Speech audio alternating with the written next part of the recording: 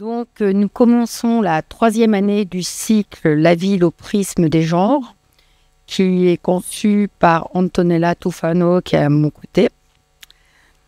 Et donc, pour cette troisième année, nous allons retourner vers l'espace de la ville, qui est laboratoire des nouvelles pratiques urbaines engagées. Et nous allons faire 3 soirées pour témoigner de cela. Et donc, la première soirée, c'est celle-ci. Et je vais vous donner les dates des suivantes. Donc, le 13 mars, le genre, une question civique. Et le 24 avril, urbanité et genre en Méditerranée. Donc, ce soir, nous avons le plaisir d'avoir Corinne Luxembourg, Giulia Zonca, que j'ai pas envie de, j'espère que je ne fais pas d'erreur, donc Antonella Tufano, et Patrizia Lodati, qui est en visio et qui... merci beaucoup d'être là. Et en duplex, voilà. Toutes les séances de la ville au prisme du genre sont filmées en live Facebook, donc vous pouvez toujours les regarder si vous avez manqué certains épisodes. Je passe la parole à Antonella. Voilà. Ça. Très brièvement, parce que c'est beaucoup plus intéressant de vous écouter, simplement pour dire un mot sur en effet, cette année. La première année, c'était vraiment l'exploration urbaine, un tout petit peu le démarrage avec des questions. Ça nous a permis effectivement de nous former, hein, on va le dire, hein, comme on trouve que le terrain est émergent et qu'il ne faut pas avoir honte de dire qu'on apprend, nous aussi, en faisant ça. La deuxième année, on était rentré dans une forme d'intimité du genre. Donc, on a beaucoup questionné les situations qui permettent de construire le genre, par exemple la table ou à travers le vêtement, voilà. Et puis, finalement, cette troisième année, on se disait que ça pouvait être celle où on commence au fur et à mesure à énoncer des concepts et puis on tente d'aller vers leur définition, des concepts émergents. Et effectivement, qui questionnent aussi la superposition possible ou pas de mots-clés qui font sens quand on est dans les théories du genre. Et puis, qu'est-ce qui se passe quand tout cela atterrit dans l'aménagement, dans l'architecture et dans le monde réel en général. Donc, est-ce qu'il y a frottement, intégration et invention de quelque chose de nouveau, ou finalement il y a une forme de dissolution finalement de ces concepts. C'est ça l'esprit de cette année. Donc, premier thème qui fait d'habitude sursauter. Moi, il y a quelques thèmes où je sais que je prononce le mot et je réveille surtout voilà, dans d'autres milieux, peut-être pas trop ce soir. Et donc voilà, le premier, l'intersectionnalité. Et donc, pour le questionner, alors effectivement, les 3 intervenantes ont des profils différents. Elles vont peut-être se présenter, elles, mieux que je ne le fais là rapidement. C'était intéressant d'avoir un éclairage au prisme d'une spécialiste de la géographie et des études urbaines, qui a par ailleurs déjà travaillé sur ça, donc avec une échelle qui est celle à proprement parler de la ville. Ensuite, Patrizia, qui est certes professeure donc de sémiotique, je dis bien, non, sémiologue. Tu préfères sémiologue? Ouais, non, c'est pas grave, tu le diras après, parce que c'est, voilà, parce qu'il y a beaucoup de subtilités entre sémiologie, sémioticienne, voilà, donc, et qui est aussi architecte de formation. Elle le cache, mais quand même, non, elle le cache pas. Et donc, c'est intéressant parce qu'elle a un double regard, et elle parlera justement de la question des architectes femmes et peut-être de certains préjugés ou idées préconçues qu'on peut avoir par rapport à ça, et notamment leur travail. Et puis, Giulia Zonca, donc architecte, militante, praticienne aussi, avec un travail qui est justement à l'intersection de différentes questions, à la fois les échelles et puis les problématiques. Hein. Et du coup, comme d'habitude, les 3 interventions vont se suivre. On commencera avec Corinne, voilà. Patrizia et Giulia, non mais là c'est la soirée italo-française dans les prénoms. Et puis, évidemment, la parole sera à vous, hein, parce que si besoin, nous, on va la reprendre avec Fiona, mais autrement, l'enjeu est vraiment de vous laisser la parole pour discuter. Et donc, sur ce, Corinne, tu veux peut-être commencer. Alors, je vais commencer. Bah, prends le mien. C'est bon. Non, c'est bon. Ok.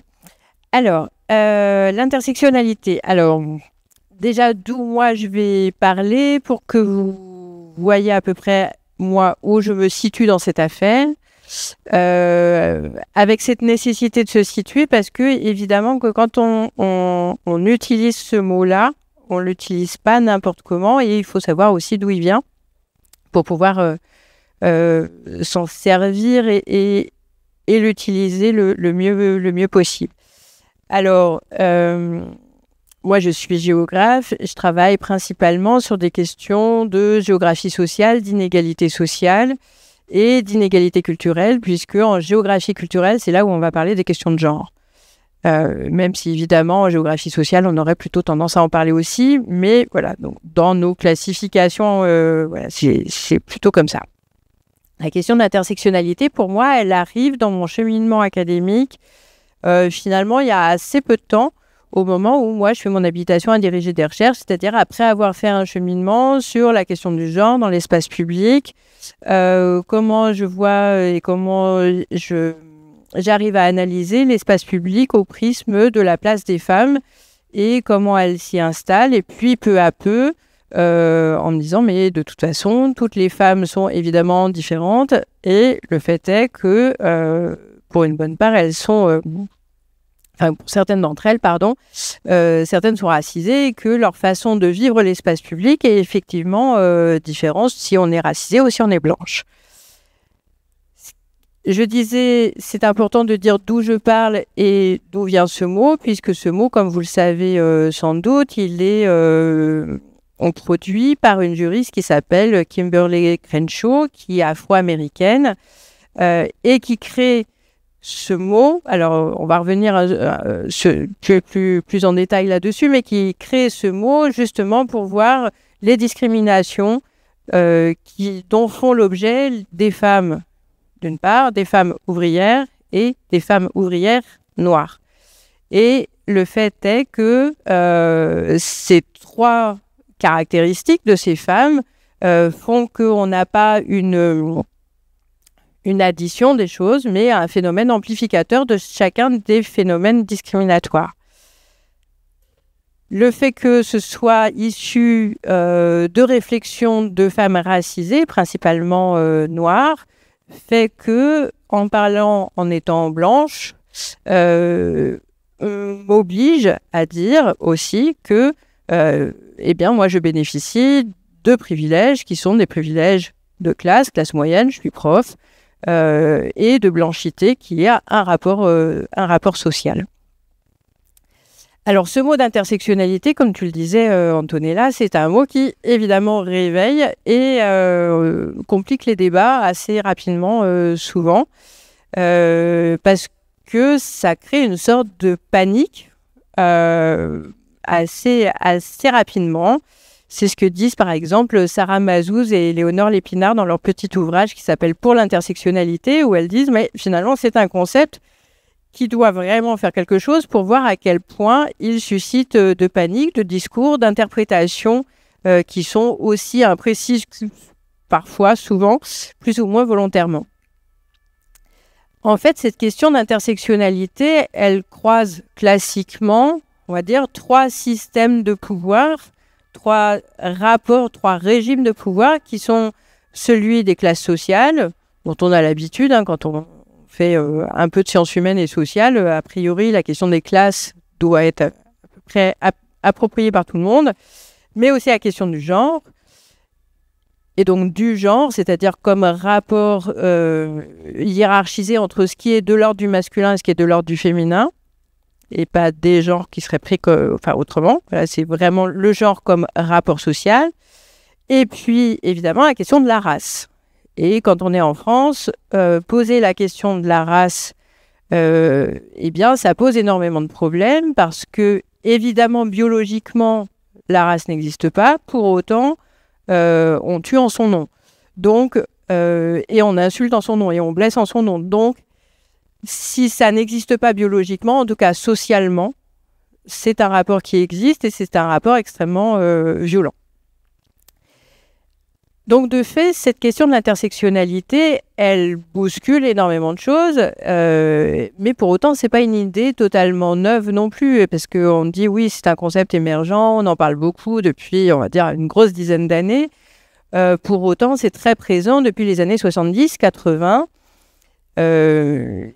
Et même si on ne parle pas à ce moment-là d'intersectionnalité, l'idée qu'on a des réalités multiples et qu'au nom de ces réalités multiples, les gens peuvent être discriminés, c'est quelque chose qui est malgré tout assez présent. C'est pas neuf. Parmi les auteurs et les autrices, principalement, on peut lire Bell Hooks, qui écrit dès les années 80 des choses là-dessus, Patricia Hill Collins, dans les années 90, qui ont montré justement l'impossibilité de séparer des catégories et d'expliquer les inégalités dans le fait qu'on aurait un cadre unique. Et donc, ils remettent en question l'utilisation de la femme, montrant à quel point, finalement, ça serait totalement essentialisant pour toutes les femmes et nierait complètement leur diversité. Patricia Colin Hills, c'est entre autres le concept de matrice de domination, c'est-à-dire qu'on aurait une matrice avec on a une matrice avec différents régimes de domination et que tout ça entre ensemble, s'imbrique et en fonction des situations génère un certain nombre de mises en difficulté, etc. En France, c'est les travaux de Daniel Cargoat, par exemple, sur la consubstantialité des rapports sociaux ou consubstantialité des rapports de pouvoir. Et elle lie ça à l'idée d'une coextensivité, c'est-à-dire que la mise en relation de ces rapports sociaux fait qu'on alimente chacun de ces rapports sociaux qui produit des dominations, des discriminations. Cargoat parle entre autres de ces rapports sociaux pour les relations asymétriques transversales, c'est-à-dire la question du genre, des classes, de la race, et puis des rapports de pouvoir pour tout ce qui crée des discriminations, mais qui pour autant ne seraient pas forcément transversales. Ça va être important à garder en tête parce qu'à un moment donné, il va falloir qu'on se pose la question de l'espace, puisque moi je suis géographe, la question de l'espace m'intéresse, mais pour les architectes, c'est la même chose. Pour les designers, c'est la même chose. C'est-à-dire pour toutes les sciences qui ont à voir avec l'espace d'une façon ou d'une autre, il va falloir se poser la question de qu'est-ce que c'est que cet espace ? Est-ce que c'est un rapport social lui aussi ? Est-ce que c'est un rapport de pouvoir ? Et du coup, est-ce que c'est transversal ou pas ? Bon, moi, je vais partir du principe que oui, mais il faut qu'on en discute, parce que sinon, ça ne va pas. Dans ces rapports sociaux, il y a l'idée qu'il y a une simultanéité de l'exploitation, de la domination et de l'oppression. C'est la proposition de Daniel Cargoat. Et donc, elle propose, entre autres, que l'exploitation aussi, à partir du moment où elle est redoublée par l'appropriation, que ce soit l'appropriation de femmes, d'esclaves, etc. Enfin, il y a tout un tas de situations dans lesquelles on a des contextes d'appropriation d'autres êtres humains. Eh bien, ça redouble justement ce rapport social. C'est donc une tension qui traverse la totalité du champ social. La question de l'intersectionnalité, donc, on disait, c'est la question du genre, la question des classes, mais aussi la question des races, enfin de la race comme rapport social. Et ce rapport de la race, il est évidemment très lié à la question coloniale, oui, à la question décoloniale. Pour ce qui concerne la France, évidemment, l'autre côté de la Méditerranée est très présent, mais si on est aux États-Unis, la question afro-américaine est très présente, et quel que soit l'espace et le territoire dans lequel on va se trouver, le rapport colonial, il existe.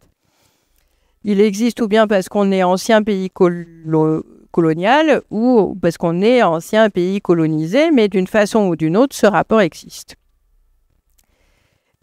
Ce qui fait que souvent, on va regarder quels sont les féminismes qui sont mis en place et qu'est-ce que racontent les féministes à ce moment-là. Et comme vous le savez sans doute, dans le féminisme, eh bien, on a des courants qui ne sont pas forcément intersectionnels, c'est le moins qu'on puisse dire. Et pour certains, on va parler presque de féminisme colonial, c'est-à-dire qu'il faut sauver les femmes de couleur des hommes de couleur, et donc sous un double élément qui serait à la fois une sorte de paternalisme ou de maternalisme et puis de racisme qui serait dirigé contre les hommes de couleur et abolissant pour une bonne partie le fait que les femmes de couleur puissent aussi être pleines de capacités et de pouvoir et qu'elles puissent aussi prendre le chemin d'une émancipation.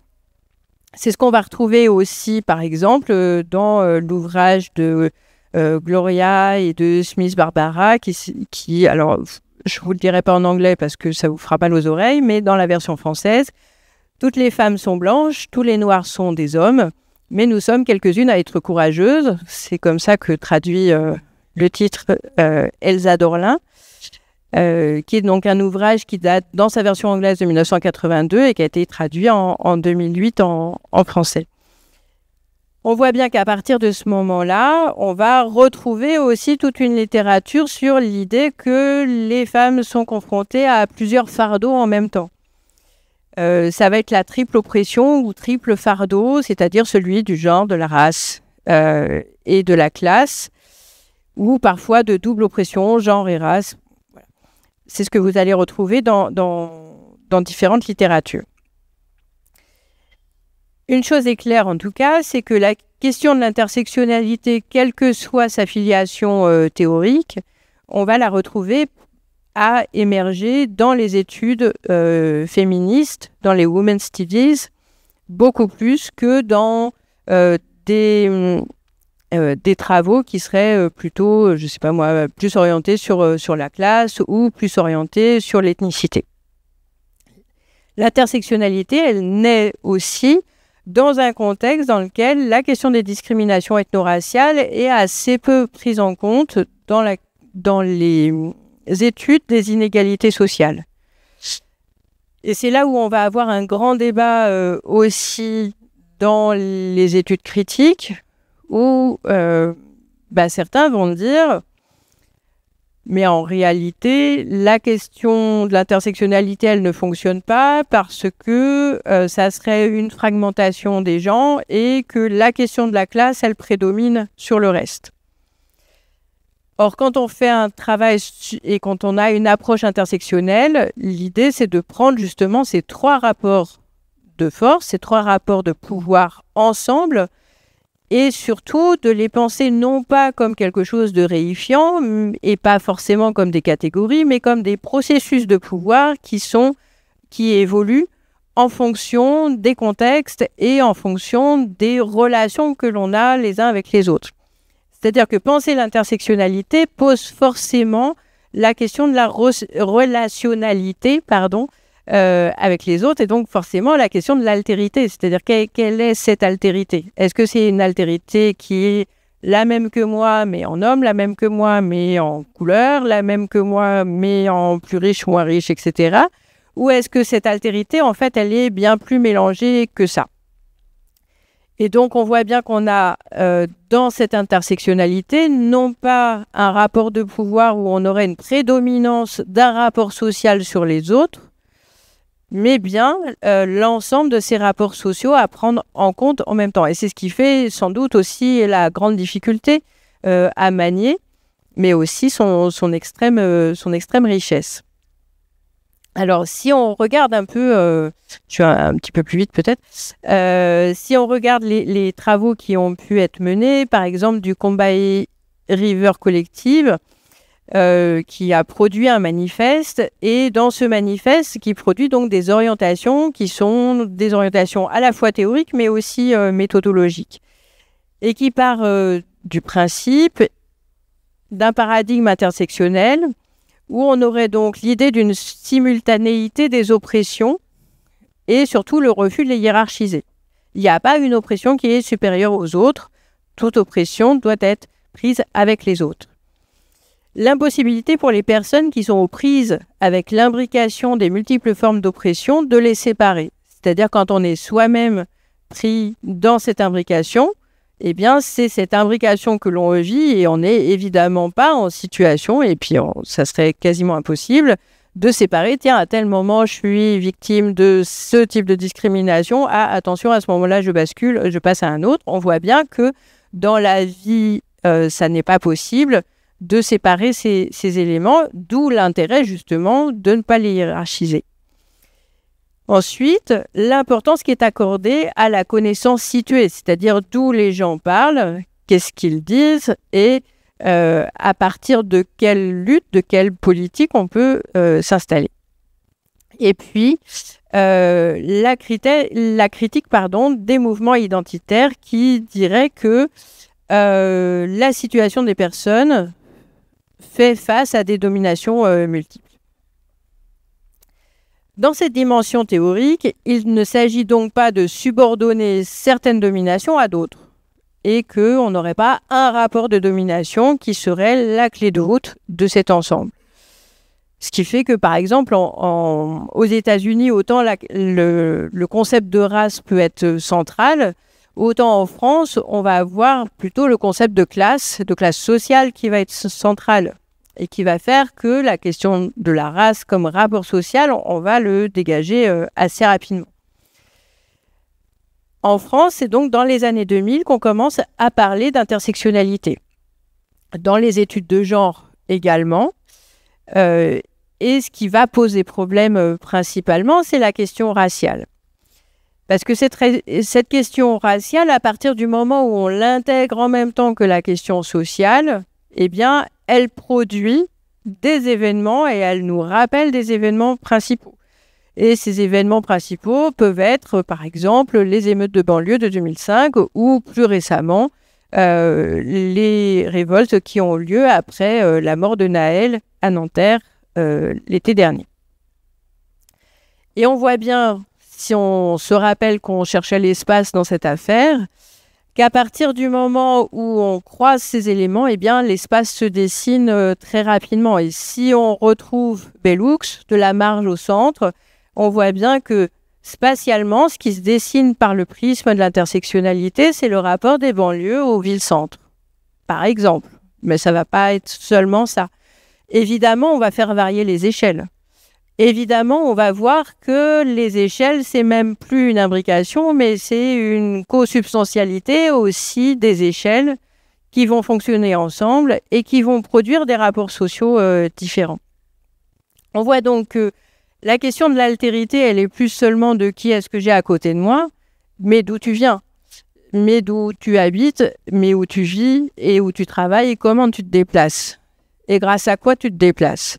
Et quels sont les éléments qui sont mis en place pour te déplacer. Et donc, on voit bien que, alors, l'espace redevient lui aussi un processus, c'est-à-dire pas seulement le cadre dans lequel il se passe des discriminations, mais que l'espace est lui-même en mouvement et produit aussi du mouvement. Et donc, à partir de cette proposition, pour moi, je trouve que c'est important de penser l'intersectionnalité par ce prisme géographique. Évidemment, je suis géographe, donc je ne vais pas vous dire l'inverse. Mais je pense que penser l'espace par le prisme de l'intersectionnalité et penser l'intersectionnalité par le prisme de l'espace a des objectifs assez importants, intéressants, en tout cas qui, moi, m'intéressent. Qui est d'abord celui de penser les territoires comme une expression de dynamique politique. C'est-à-dire penser le territoire, ça veut dire penser le mouvement, d'une part, mais aussi penser les limites à ce mouvement. À quel moment on s'arrête? À quel moment la limite, elle est tellement forte que le mouvement n'est plus possible? Et qui décide de cette limite? Et donc, on voit bien qu'à partir de ce moment-là, si on pense mouvement migratoire, par exemple, frontières, Europe, eh bien, on voit bien la question de l'intersectionnalité se matérialiser très fortement. Ça permet aussi d'envisager l'espace comme un des rapports sociaux qui produit et qui est produit de façon asymétrique. L'espace comme produit social, je vous renvoie à vos lectures d'Henri Lefebvre, mais aussi qui produit des relations sociales, c'est parce qu'il est ce cadre qui est produit politiquement et que dans ce cadre, il y a des possibilités de déplacement ou pas, des limites qui se font et des dynamiques sociales. Et donc, si on dit dynamique sociale, on dit aussi des dynamiques politiques. Et donc, tout ça peut s'apparenter aussi à une réciprocité des processus et des rapports sociaux de domination. Alors, à tout ça, on pourrait rajouter évidemment une dimension temporelle, parce que penser l'espace, c'est aussi le penser dans le temps, c'est pas seulement le temps du déplacement, mais à quel moment on se déplace. Par exemple, ce soir, on est arrivé, il faisait jour. Bon, il pleut, d'accord, mais globalement, ça va. On va sortir, il fera peut-être moins jour, a priori. Donc, on voit bien que d'un point de vue des questions de genre, déjà, ça va changer des choses. Du point de vue de la présence des autres, donc des altérités, ça va aussi changer des choses. Du point de vue de ce que nous, on va s'autoriser ou pas à faire en fonction de qui nous sommes, ça va changer évidemment des choses aussi. Donc, on voit bien là des rapports de centre, de marge qui peuvent se créer en fonction des temporalités. Je reprends par exemple les travaux de Claire Hancock pour essayer de comprendre encore un peu mieux cette géographie par exemple prioritaire ou dite de politique de la ville. Ce qu'elle appelle par exemple des leurres de spatialisation. L'idée qu'à un moment donné, on va considérer un cadre spatial comme un déterminisme de cette asymétrie. Comme si finalement, il s'agirait de répondre par des injonctions à la mixité sociale, qui sous-entend souvent mixité raciale, à la mixité de genre. Ce qui fait que souvent, quand on travaille sur les questions de genre, et questions de genre principalement dans les quartiers politiques de la ville, c'est pas parce que c'est là où il y a le plus de problèmes, mais c'est là où il y a les sous pour pouvoir travailler, en tout cas jusqu'à maintenant, eh bien, on se rend compte très rapidement que la question raciale ou ethno-raciale, elle arrive très vite. Alors, elle n'arrive pas très vite par les gens qui habitent, parce qu'eux vivent, donc globalement, ça se passe plutôt bien, ou en tout cas, ils ont des soucis, mais qui sont des soucis de l'ordre d'un quotidien et qui n'est pas forcément marqué par une ethno-racialité, mais par contre qui va être posé dès lors que, en dehors de ces quartiers-là, on va parler du travail qu'on fait. J'en ai de multiples exemples, si vous en avez envie, je vous les raconterai. On voit bien donc que ces rapports sociaux, ils produisent des discriminations et que, d'un point de vue spatial comme d'un point de vue social, ces rapports de discrimination vont aussi créer un autre élément qui est assez terrible, qui est celui de l'humiliation. Et donc, dans ces rapports de marge et de centre, on a aussi des rapports sociaux qui sont des rapports de création d'humiliation qui peuvent être liés aussi à l'espace autant qu'aux rapports spatiaux. Alors, pour finir, juste deux éléments. Le premier, c'est celui des travaux de Maria Rodo de Serrat, qui est géographe espagnole et qui a produit une méthodologie qui s'appelle les relief maps. Et donc, ces relief maps, c'est une représentation visuelle et symbolique de l'expérience vécue par les personnes. Et ce qui est assez intéressant, je vous engage vraiment à regarder et à lire ces travaux. Ce qui est vraiment intéressant là, c'est qu'elle cartographie. Alors, c'est pas une carte au sens où on a une orientation et où on retrouverait un espace, mais c'est une carte dans le sens où ça raconte quelque chose du vécu des personnes dans un espace. Et donc, en fonction de ça, en fonction de qui sont les personnes qui sont interrogées, de leur sexualité, par exemple, de leur racialisation, de leur lieu d'habitation par rapport à leur lieu de déplacement. Entre autres, elle travaille sur un quartier périphérique de Barcelone et elle regarde comment les gens qui habitent dans cette périphérie de Barcelone, quand elle les rencontre dans le centre de Barcelone, comment ils vivent ces espaces-là. Est-ce qu'ils s'y sentent intégrés? Est-ce qu'ils arrivent à se libérer de certaines choses? Ou au contraire, est-ce que ça crée des discriminations supplémentaires? Ce qu'elle travaille aussi, c'est la question de l'émotion. Et il me semble que croiser la question de l'émotion avec l'intersectionnalité, avec l'espace, c'est fondamental pour ce qui nous occupe. Parce que une des choses qui est essentielle quand on parle de l'émotion, c'est évidemment la question de la peur. Parce que la question de la peur, du regard de l'autre et qui produit de la peur ou qui produit un sentiment d'être mal à l'aise, c'est un rapport social finalement et c'est un rapport de pouvoir que l'on intègre et que l'on va répercuter sur nos propres façons de produire de l'espace. Ces émotions, elles jouent donc un rôle crucial pour examiner la configuration des inégalités. Je me sens évidemment, moi qui habite en banlieue, pas forcément très à ma place quand je me promène dans ce quartier-ci, par exemple, parce que mes codes sociaux et mon rapport social m'expliquent très rapidement et très concrètement que c'est pas forcément à cet endroit-là qu'on m'attend. Pour autant, je suis blanche. Quand j'en discute avec une de mes étudiantes qui est noire et qui a eu une chambre d'étudiante du côté des Invalides, elle me dit à chaque fois que je sortais dehors, les habitants me demandent. J'avais l'impression que les habitants, quand ils me regardaient, ils se demandaient ce que je faisais là, enfin, qu'est-ce que j'avais fait pour être là. Et donc, du coup, ça voulait forcément dire que mon rôle était un rôle dit de care, c'est-à-dire de s'occuper des enfants. Et c'était inenvisageable pour les gens qu'elle rencontrait qu'elle puisse être étudiante et avoir juste cette vie-là d'étudiante et d'être en train d'apprendre. Donc on voit bien que le rapport de l'émotion devenait là pour elle quelque chose d'extrêmement pesant au point qu'elle a déménagé parce que ça devenait pour elle assez insupportable.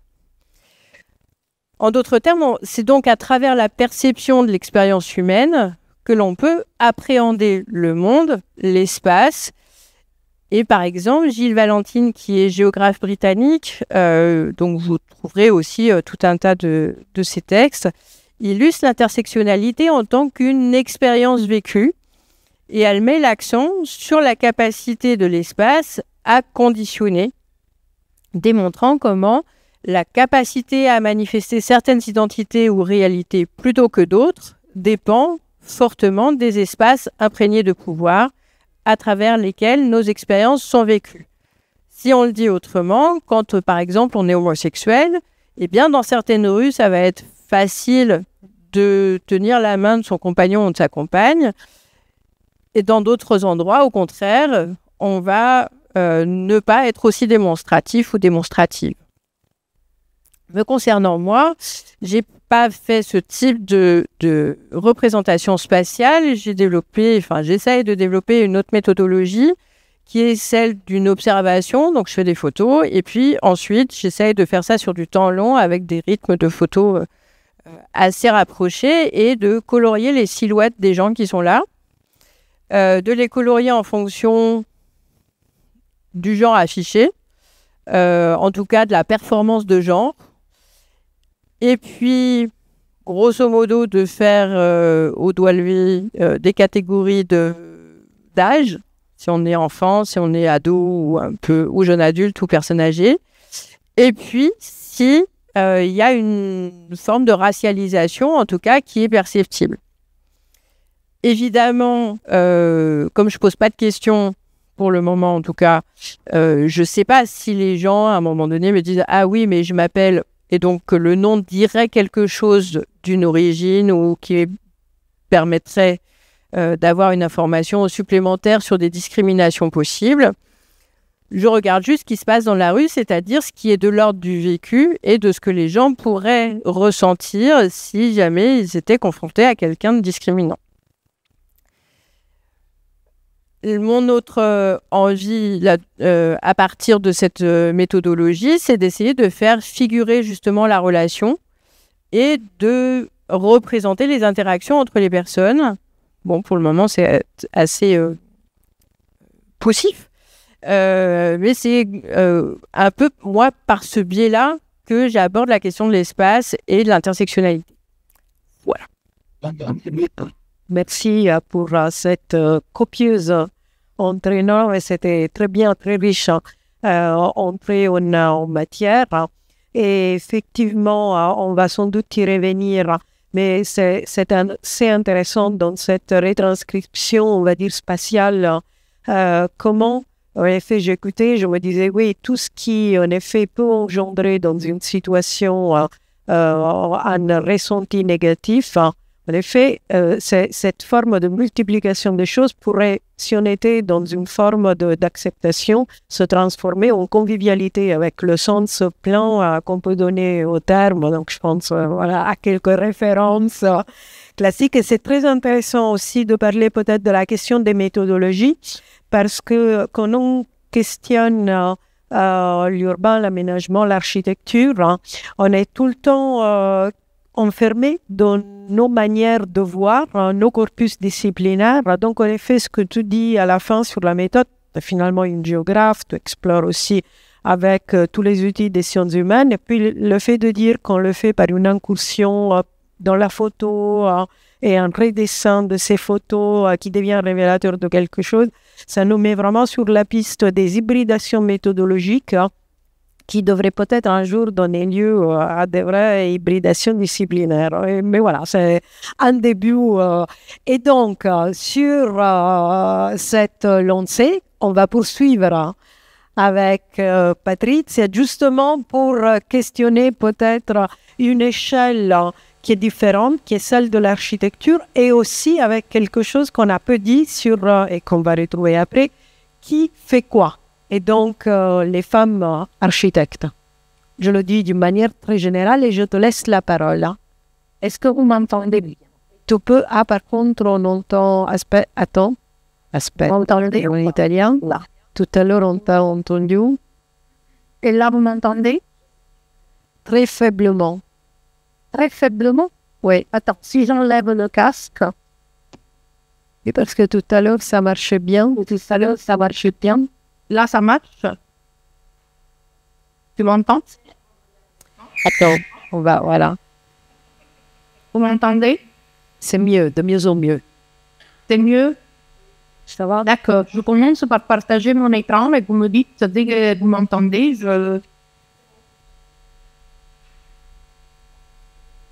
C'est bon, c'est parfait. C'est bon? Ouais. Alors... Est-ce que vous voyez mon écran?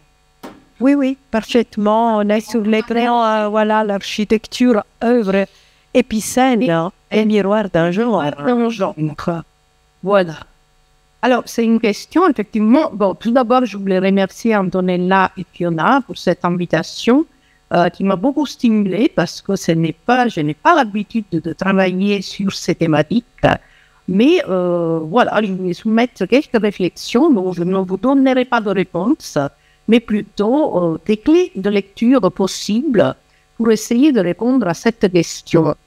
Mais qu'est-ce qu'elle veut dire? Alors, œuvre épicène, c'est invariable, hein, la forme ne varie pas selon le genre, ou miroir d'un genre, c'est-à-dire est-ce que l'architecture est le reflet de la sensibilité de son concepteur, d'une sensibilité féminine ou bien d'une sensibilité masculine. Et sommes-nous, en tant que spectateurs, en mesure de sceller? Alors, comme je vous disais, je ne suis pas une spécialiste du genre, mais je m'intéresse à la sémiotique architecturale et urbaine, aux signes et surtout au sens auquel ces signes renvoient. Et c'est par ce prisme que j'ai abordé cette question. Et mon hypothèse, c'est que l'architecture est une œuvre épicène et le miroir, non pas d'un genre, mais d'une culture et d'une société. Mais avant de vous proposer ces quelques pistes de réflexion, je voudrais vous montrer voilà des statistiques issues d'archigraphie. Et archigraphie est l'observatoire de la profession d'architecte. Ce sont des statistiques de 2022 qui montrent que sur 30 000 architectes en France, un tiers sont des femmes, c'est-à-dire 32%, presque 10 000, pour être précis, 9 600, et que cette féminisation de la profession s'est affirmée progressivement. On le voit avec l'évolution de cette histoire. Alors, bien sûr, il faudrait faire une analyse plus fine des statistiques pour en tirer des conclusions, mais on peut déjà retenir quelque chose pour le moment, c'est que le chiffre n'est pas négligeable, et pourtant, très rarement, les femmes architectes, notamment françaises, font la une des médias pour leur réalisation à titre principal, et même lorsqu'elles participent à la conception d'une œuvre avec des confrères du genre masculin, elles sont souvent oubliées. Alors, je les ai appelées les oubliées de l'histoire. Si je vous disais Denise Scott Brown, est-ce que cela vous dit quelque chose? Est-ce que quelqu'un la connaît? J'attends une réponse. Je ne vous en... Oui, c'est bon, oui. Je pense, mais ouais. Est-ce que tout le monde connaît Denise Scott Brown? Oui? Non. Voilà, vas-y. Majorité de non. Ok, mais si je vous disais Robert Venturi, là je pense que ça vous parle beaucoup plus. Et Denise, non seulement est la femme de Robert Venturi, mais aussi son associé professionnel. Et ensemble, ils ont conçu des plans d'urbanisme de Jerville, l'université américaine. Et dans un très beau documentaire intitulé Rêveuse de ville de 2018, le réalisateur Joseph Hillel rend hommage à 4 femmes architectes, dont Denise Scott Brown. Et il restitue une anecdote. Il dit qu'en 1991, Robert Venturi se voit récompensé du prix Pritzker, donc c'est un peu l'équivalent du prix Nobel en architecture, et il demande que sa partenaire, elle aussi, soit primée sans y parvenir. Et il faudra attendre 23 ans, c'est-à-dire 2004, pour que le prix Pritzker soit accordé à une femme architecte. Et les autres 3 femmes du documentaire sont aussi un peu les oubliées de l'histoire, parce qu'elles ont travaillé avec les plus grands, l'une avec Mies van der Rohe, l'autre avec Le Corbusier, et pourtant, on ne les a pas citées ou primées à la hauteur de leur mérite. Et maintenant, je vais vous montrer 2 œuvres, 2 bâtiments signaux, ce qu'on appelle aussi des œuvres du Star System. Alors, voilà la première. Est-ce que vous la reconnaissez?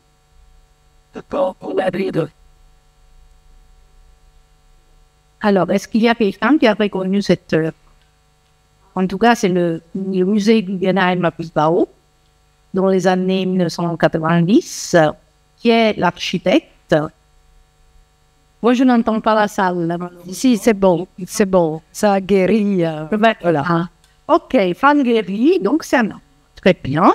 Deuxième bâtiment signal, c'est la capitainerie du fort Anvers, en Belgique. Oui.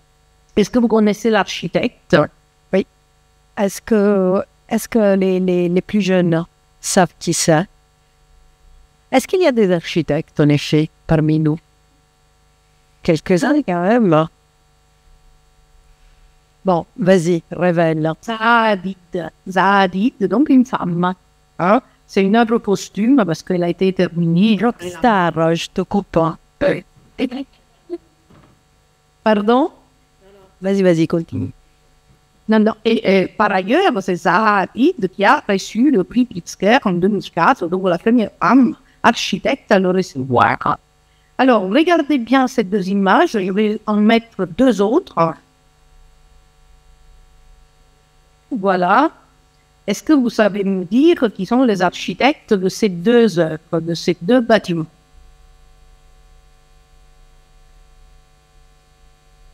Oui. Et quelqu'un me répond, me le dit, et puis comme ça, tu m'entends? Oui, je t'entends. Et parce que moi, je peux pas, parce que je sais, est-ce que tout le monde sait ou devine? Si. Bah, de toute manière, à gauche, en haut à gauche, à votre gauche, c'est encore une œuvre de Salieri. Ça, c'était facile. C'est la Walt Disney Concerto, c'est le Walt Disney Concert Hall à Los Angeles, inauguré en 2003. Et en réalité, c'est l'auditorium qui héberge l'Orchestre Philharmonique de Los Angeles, qui nous rappelle énormément l'image que je vous ai montrée précédemment du Guggenheim Musée. Et puis à droite, encore une œuvre de Zahad. J'ai choisi le même architecte comme femme. Et cette fois, c'est encore une caserne de pompiers, mais qui a été mise en service quelques années plus tard pour devenir une salle d'exposition. Et donc, finalement, en termes de fonction, les objets, donc on a deux architectes qui s'intéressent, qui conçoivent une même fonction architecturale. Alors, pourquoi ces œuvres sont facilement identifiables comme l'œuvre de tel ou tel architecte? Parce que chaque architecte a sa signature, sa marque de fabrique, donc des signes caractéristiques qui permettent de reconnaître son concepteur. Mais est-ce que ces signes permettent de savoir si ce concepteur est un homme ou une femme? Alors, a priori, non. Alors, analyser un peu ces signes, en tout cas, voir quel est le point commun entre ces deux architectes. On peut inscrire les deux dans un courant architectural qui est nommé déconstructivisme pour les non-architectes. C'est un mouvement qui fait son apparition dans les années 1990. Et donc, les deux architectes s'opposent à la fois à la rationalité ordonnée des formes de l'architecture moderne et en même temps, ils assument la rupture avec l'histoire et les traditions. Alors, qu'est-ce que ça veut dire ce terme déconstructivisme? Il est emprunté à un philosophe qui est Jacques Derrida et qui dit, je le cite, il faut entendre ce terme de déconstruction non pas au sens de dissoudre, de détruire, mais d'analyser les structures sédimentées qui forment l'élément discursif, la discursivité philosophique dans laquelle nous pensons. Donc la structure à laquelle Derrida fait référence est celle qui sous-tend la formulation de l'énonciation, c'est-à-dire de la conception de l'œuvre. Alors, si l'on transpose cette définition à l'architecture, l'élément discursif est tout élément qui compose l'artefact architectural. Vous voyez, vous avez deux rectangles, à gauche et à droite, qui peuvent être assimilés à des ouvertures, une ouverture verticale et une ouverture horizontale. Alors, Daniel Pereira les appellerait des unités discrètes, c'est-à-dire ce sont des éléments que isolés ne veulent rien dire, mais ils prennent un sens où ils sont dans un contexte, et donc analysés et vus, perçus dans ce contexte, ils acquièrent une signification.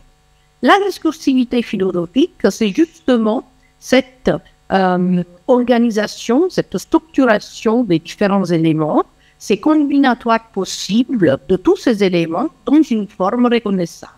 Vous voyez, l'ouverture verticale de la gauche assume, acquiert tout son sens parce que on la voit et on l'associe dans le contexte d'une façade d'une maison espagnole ou avec une façade en bois, etc.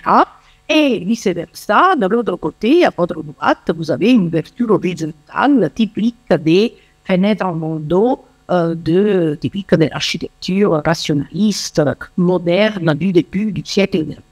Voilà. Et donc, analyser les structures sédimentées, comme il est dit, comme énoncé par Derrida, qu'est-ce que ça veut dire? Ça veut dire comprendre comment cette combinatoire d'éléments s'est mise en place, comment l'architecte a pensé l'agencement de tous les éléments à sa disposition dans le processus de conception de l'œuvre. Frangheri et Zahadi, je vous ai montré quelques œuvres, avaient finalement les mêmes éléments à disposition, les mêmes unités discrètes, comme je vous ai dit. C'est-à-dire forme, matériaux, techniques constructives, même idéologie, même paradigme architectural, c'est l'idée constructivisme, parfois la même fonction, le musée, mais les résultats ont été différents. Alors la question est de savoir, est-ce que ces différences relèvent du genre ou pas? Autrement dit, quels sont les facteurs d'influence du genre sur la manière d'agencer les éléments architecturaux? Alors, encore une fois, je vous dis, il ne s'agit pas de savoir quels sont les éléments utilisés par l'architecte, homme et femme, mais comment ces éléments sont combinés, comment ils sont agencés ensemble pour donner naissance à une œuvre unique. Et alors, pour moi, mon hypothèse, c'est que c'est utopique d'arriver à distinguer le genre de son concepteur, le concepteur de l'œuvre, mais pour vous développer cela, je parle de deux concepts théoriques, mais on verra que ces deux concepts peuvent aussi devenir opérationnels. Les deux concepts que je vous propose sont celui de mimesis et puis on verra celui de poiesis. Alors pourquoi mimesis? Mimesis coïncide avec l'acte de représenter, c'est-à-dire du latin representare, rendre présent, c'est-à-dire mettre en scène la réalité en la reformulant. Et dans la poétique d'Aristote, vous avez la définition de mimesis. Donc là, on considère le concept constitutif du cadre théorique qui pourrait servir à analyser cette histoire de genre, en tout cas d'analyser l'architecture au prisme du genre.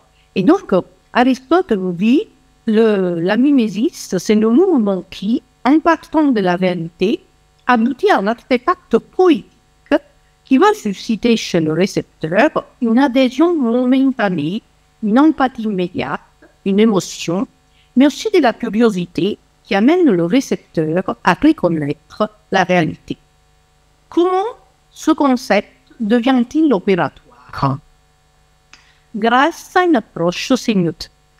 Les sémioticiens, ou les sémiologues, si vous voulez, vont catégoriser l'organisation morphologique des indices formels. À travers quoi? À travers des règles, des ontologies. Ils vont détecter quelles sont les singularités, etc., de tous ces éléments visibles.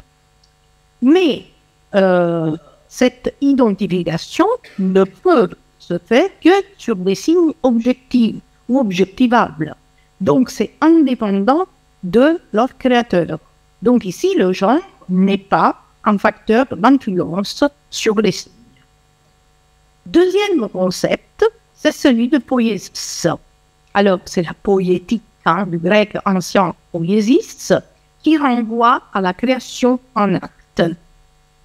En art, la poétique est l'étude des processus de création et du rapport de l'auteur à l'œuvre. Donc, on ne fait pas seulement référence à l'œuvre comme chose faite, comme produit, mais aussi à l'œuvre comme chose en train de se faire. Donc, création en acte, œuvre de l'esprit. La définition donnée par Dominique Budoir de la poétique est celle-ci. La poétique cherche à connaître les germes idéaux ou imaginaires de l'initiative, les étapes de l'instauration et les modalités de la structuration, telles qu'ils se sont imprimées, exhibées ou dissimulées dans les formes de la structure, la fameuse structure segmentée dont on parlait tout à l'heure lors de la définition de déconstructivisme. Donc, en d'autres termes, la poétique, une approche poétique, permet d'identifier les éléments visibles, mais aussi les éléments invisibles renfermés dans l'œuvre. Les intentions, les désirs, les rêves de son concepteur, et tous ces éléments dépendent de la culture humaine de ce concepteur dont on a parlé. Alors, contrairement à la sémiotique, qui opère des associations conventionnelles, voire même habituelles, la poétique fait référence à la nouveauté, à l'innovation, à l'inattendu. Et donc, si la sémiosis c'est la règle, la poésie c'est une exception. Ça, c'est Alexander Glissant.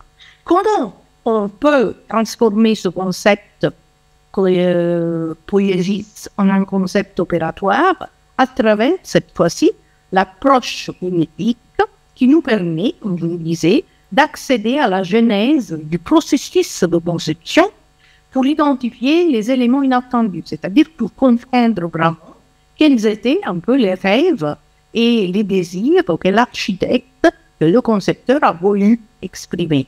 Mais la seule manière de le faire, c'est par une écoute de son concepteur, à travers des entretiens, des interviews, des traces écrites autobiographiques sur la genèse du projet. Mais sans traces, en l'absence de tout récit autobiographique, les rêves de ces concepteurs restent invisibles. Donc, en conclusion, ce que j'ai voulu démontrer, c'est que les facteurs d'influence de l'architecture sont à rechercher dans le contexte socio-culturel de son concepteur, plus que dans son genre. L'architecture est alors, à mon sens, épicène, non pas parce qu'elle n'est pas le miroir d'un genre, mais parce que le reflet de ce miroir demeure inaccessible. Et en réalité, il est pratiquement impossible de rendre tangibles les lignes invisibles de la sensibilité féminine et masculine sans tomber dans des préjugés. Et je vous remercie. Eh bien, merci. Alors, effectivement, c'est un appareillage qui permet de lire l'œuvre et c'est intéressant parce que, comme ça, on l'avait dit en démarrage du cycle, on pense qu'il y a effectivement des genres et des questions à aborder et à chaque fois, il y a une forme, comment dire,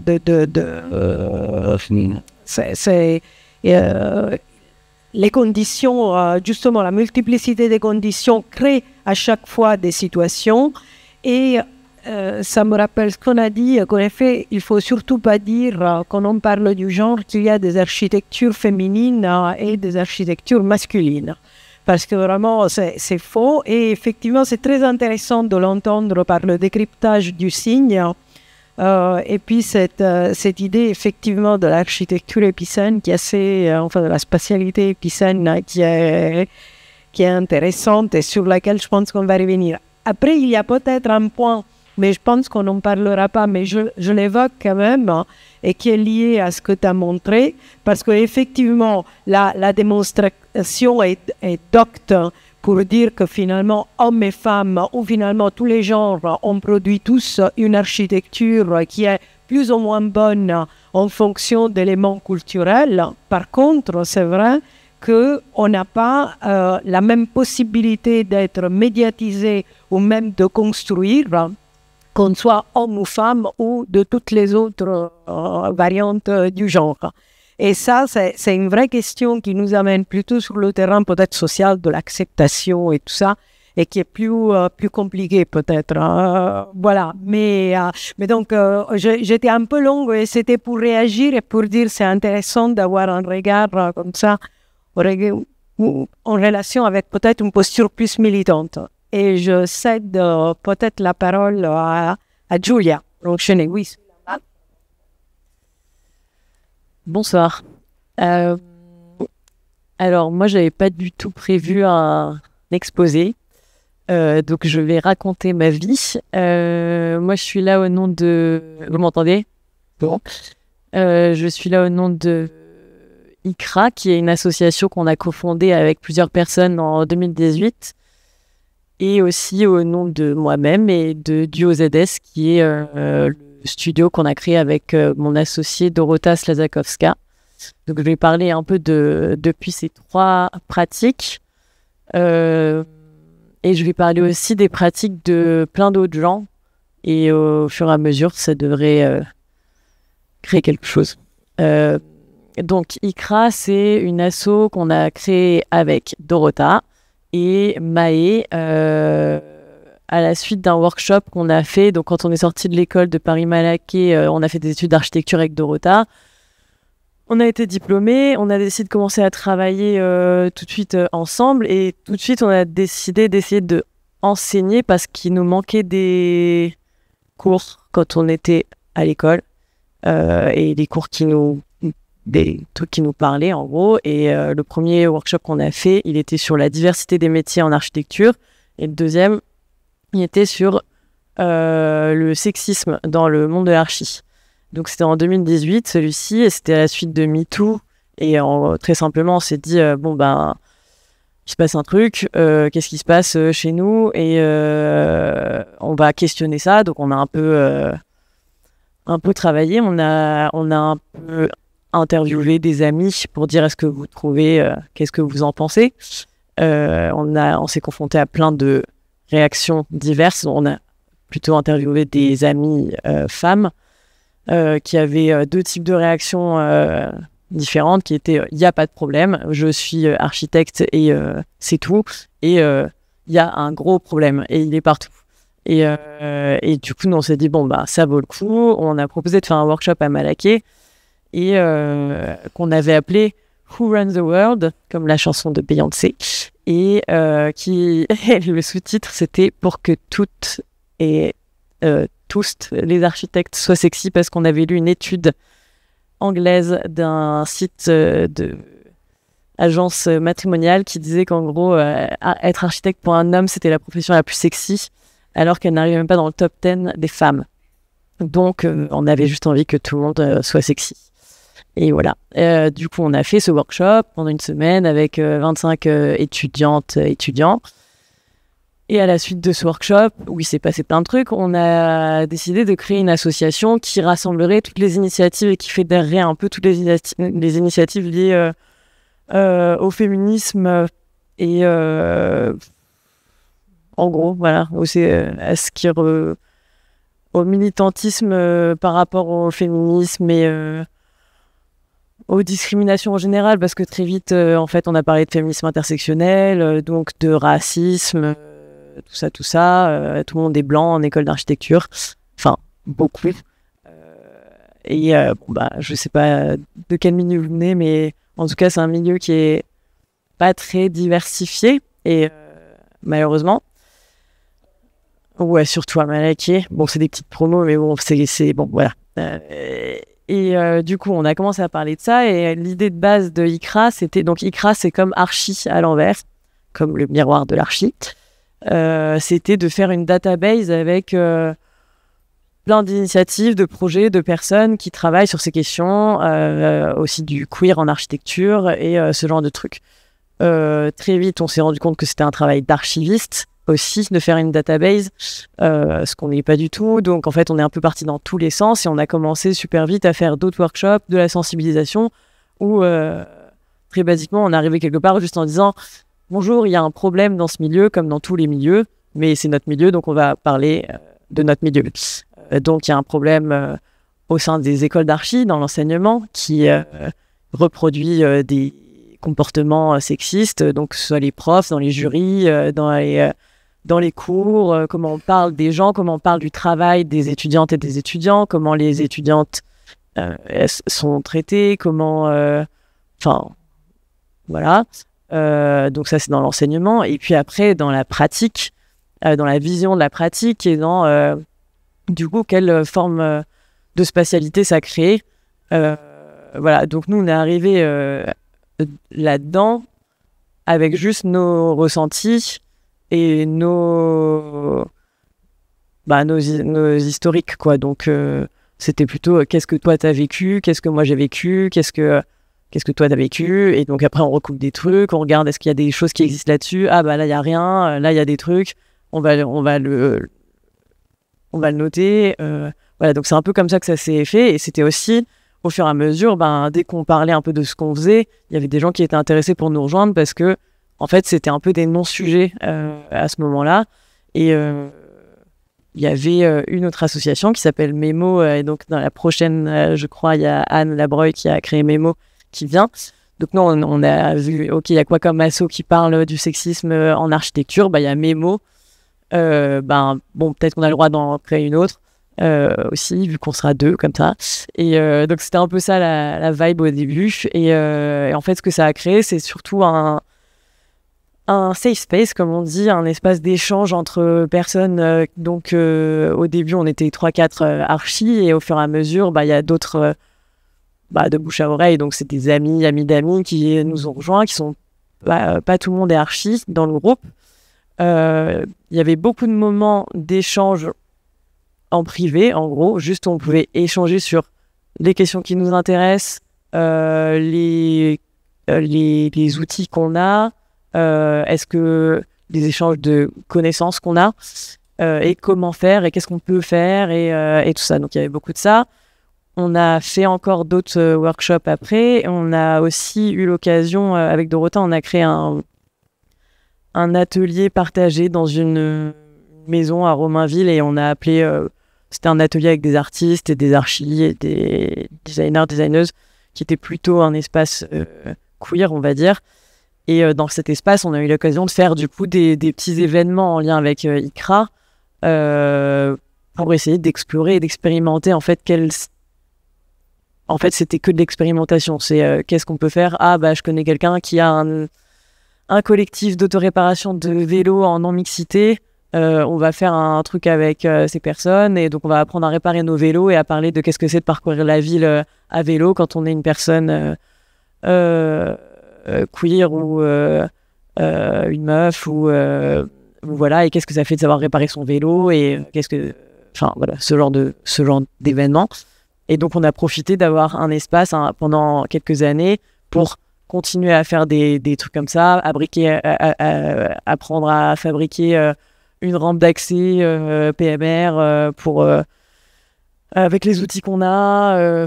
Donc c'était que des moments assez informels d'échange avec des gens qui étaient tous et toutes intéressés par le fait de questionner un peu comment on pratique, et en fait au fur et à mesure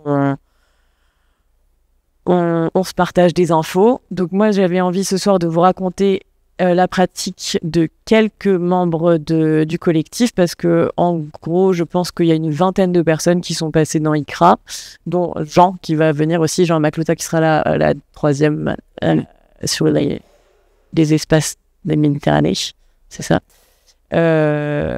Et donc je vais vous raconter très succinctement le travail de quelques-unes des personnes et continuer à divaguer après, jusqu'à ce que mon temps soit fini. Donc, dans le groupe, on a Mathilde Van Steenkist, par exemple, qui est architecte aussi, et qui a fait le projet avec un IME, donc un institut médico-éducatif pour les personnes autistes, qui a ouvert un café, en fait. Et donc, dans le café, c'était les personnes autistes qui devaient travailler. Et du coup, elle a dû travailler avec les personnes autistes et les personnes qui bossaient avec les personnes autistes pour faire un café qui était vivable, en fait, pour les personnes autistes qui allaient travailler dans le café. Donc, elle a fait... ça s'appelle Notre Café, et c'est dans le 4e arrondissement, vous pouvez y aller. Donc, elle a fait ça, et elle a ouvert un studio qui s'appelle Les Grandes avec Aurélia Martin. C'est un studio de design et d'architecture dans le domaine du handicap et de la santé mentale. Donc, elles ont fait des résidences dans des hôpitaux psychiatriques, par exemple, pour refaire la bibliothèque de l'hôpital, avec les personnes qui étaient à ce moment-là en soins à l'hôpital, ce genre de trucs. Donc ça, c'est la pratique de Mathilde. Nous, avec Dorota, on a donc un studio qui s'appelle Duo ZS. On fait du coup des workshops, du mobilier sur mesure en matériaux de réemploi, et des projets d'architecture d'intérieur aussi. Et le dernier projet qu'on a fait qui parle un peu du sujet de ce soir, c'est la librairie Violette & Co, qui est une librairie LGBTQIA+, rue Jean-Pierre Timbaud. Et ce projet, il était trop cool à faire pour nous parce que donc on s'est rencontrés avec l'équipe de Violet & Co. Et bon, évidemment, elles avaient un petit budget, mais c'était un projet très fort symboliquement. Elles avaient ce local qui était super, et il y avait des travaux à faire dedans et très peu d'argent. Et en fait, on a essayé de faire un projet qu'on a fabriqué les 3/4 en chantier participatif bénévole avec que des meufs et des personnes queer dans l'équipe qui a fabriqué tout l'agencement. Donc pour nous, c'était vraiment génial de faire ça parce qu'en fait, c'était la première fois qu'on faisait un projet avec que des meufs et des personnes queer. C'est-à-dire qu'en archi, on est tout le temps avec des équipes de chantier presque exclusivement masculines. Donc que ce soit presque autant dans les bureaux d'ingénieurs, tout ça, et les équipes de chantier, et les autres architectes avec qui on bosse. Et voilà, donc là, c'était assez cool parce qu'en fait, on était dans ce local et on a fait presque tout en réemploi. Et en fait, nous, on a ramené tous les matériaux qu'on avait à l'atelier, plein d'outils. On a fait un appel sur l'Insta de Violet & Co. Et on a rencontré du coup un collectif qui s'appelle Ici l'Établi, qui est un collectif de meufs et personnes queer dans le BTP, en menuiserie, tout ça. Et donc, du coup, pendant 1 mois et demi, on a fait des chantiers participatifs et collectifs tous les week-ends et parfois en semaine. Et une anecdote pour illustrer un peu, il y a une grande vitrine. Et en fait, au début, on s'est dit, est-ce qu'on fait comme sur un chantier normal où normalement on met des bâches pour cacher un peu le chantier? Et en fait, on a eu une discussion avec tout le monde. Et tout le monde a dit, en fait, c'est tellement rare de voir une équipe de 15 meufs qui scie du bois toute la journée et qui montent des bibliothèques. Et en fait, on mangeait sur le trottoir. Et voilà. Et c'était assez impressionnant. Et en fait, on se disait, c'est bizarre parce que ça paraît tellement simple, finalement, quand on est en train de le faire. Mais en fait, ça n'existe presque pas. Donc, moi, je suis hyper fière d'avoir fait ce projet. Et c'était une trop belle expérimentation. Et c'est surtout aussi la première fois qu'on a pu vraiment revenir sur cette idée de mise en réseau qu'on avait avec ICRA au tout début, qui était, il faut en fait se refiler des projets et se faire travailler aussi entre nous. Ce qui est très compliqué à mettre en place finalement. Et donc là, tout d'un coup, on avait 15 personnes, des menuisières, électriciennes, des personnes qui faisaient de la maroquinerie, des architectes, des ébénistes, et en fait, des charpentières, et en fait, on a un répertoire maintenant, et en fait, c'était aussi le moment où elles créaient leur collectif, elles aussi, et en fait, ça a vraiment permis de consolider ce premier pas, qui est en fait pas si facile à mettre en place, parce que, par exemple, avec tous nos amis architectes, en fait, on galère à faire des équipes mixtes quand on fabrique un projet. Donc, c'est un peu ça aussi l'idée, c'est comment on se met en réseau et comment on se fortifie tous ensemble, parce que c'est compliqué de s'imposer dans des milieux qui ne nous correspondent pas vraiment à la base. Donc, comme on l'a vu sur le archigraphie, moi, j'avais encore les données de 2016 dans la tête, mais c'est toujours les mêmes. C'est qu'il y a 60% d'étudiantes en école d'architecture, il y a 30% d'architectes femmes inscrites à l'ordre, c'est-à-dire qu'en fait, les autres, elles disparaissent des statistiques parce qu'elles font autre chose ou qu'elles ne sont pas elles-mêmes à leur compte. Et donc, en fait, c'est déjà un statement en soi d'être une femme architecte inscrite à l'ordre qui a son agence et qui bosse. Voilà. Donc, en fait, il y a tout ce truc qui se met en place, et il y a le truc de la symbolique, de l'exemplarité que ça a créé après, et de savoir que ça existe. Et en fait, quand on a rencontré les meufs qui ont participé au chantier, elles faisaient toutes partie de groupes WhatsApp, un peu en soum-soum, dans leur truc de... Et en fait, c'est juste qu'on a connecté 3 groupes WhatsApp différentes de menuisières, par exemple, qui se refilent des tips de n'allez pas dans cette boîte parce que le patron est sexiste et qu'il y a eu déjà 3 plaintes sur lui, et mais aussi... j'ai envie d'apprendre plus, mais j'ose pas aller là, comment faire? Et en fait, c'est juste de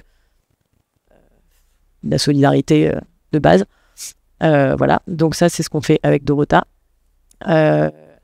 On On a aussi Colline Coves dans l'asso, qui est sociologue et qui bosse avec au Centre d'études sociologiques du droit et des institutions pénales, avec un sociologue des politiques de la ville. Et donc, elle bosse notamment sur les émeutes suite à la mort de Naël et les sanctions appliquées en fonction. Et donc, Colline nous a rapporté dans l'asso la connaissance des relief maps dont tu parlais, qui sont devenus un vrai outil pour nous quand on fait des workshops et de la sensibilisation. Quand on fait des workshops, on fait faire les relief maps aux gens pour leur faire comprendre. Ça aurait été trop bien d'en avoir une, mais en gros, c'est un diagramme avec 2 axes.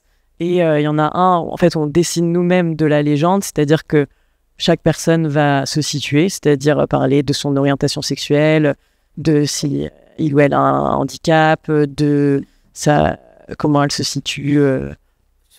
En fait, on choisit la légende nous-mêmes, donc ça nous force déjà à réfléchir à qui on est et comment on se perçoit. Puis, on choisit des lieux et ensuite, on choisit la zone de confort, c'est-à-dire très confortable à très inconfortable. Et ensuite, on relie tout ça avec des couleurs, c'est-à-dire selon mon orientation sexuelle, je me sens très bien là, mais très mal là, et ça peut être l'inverse. Ça nous permet de voir sa propre intersectionnalité dans des espaces.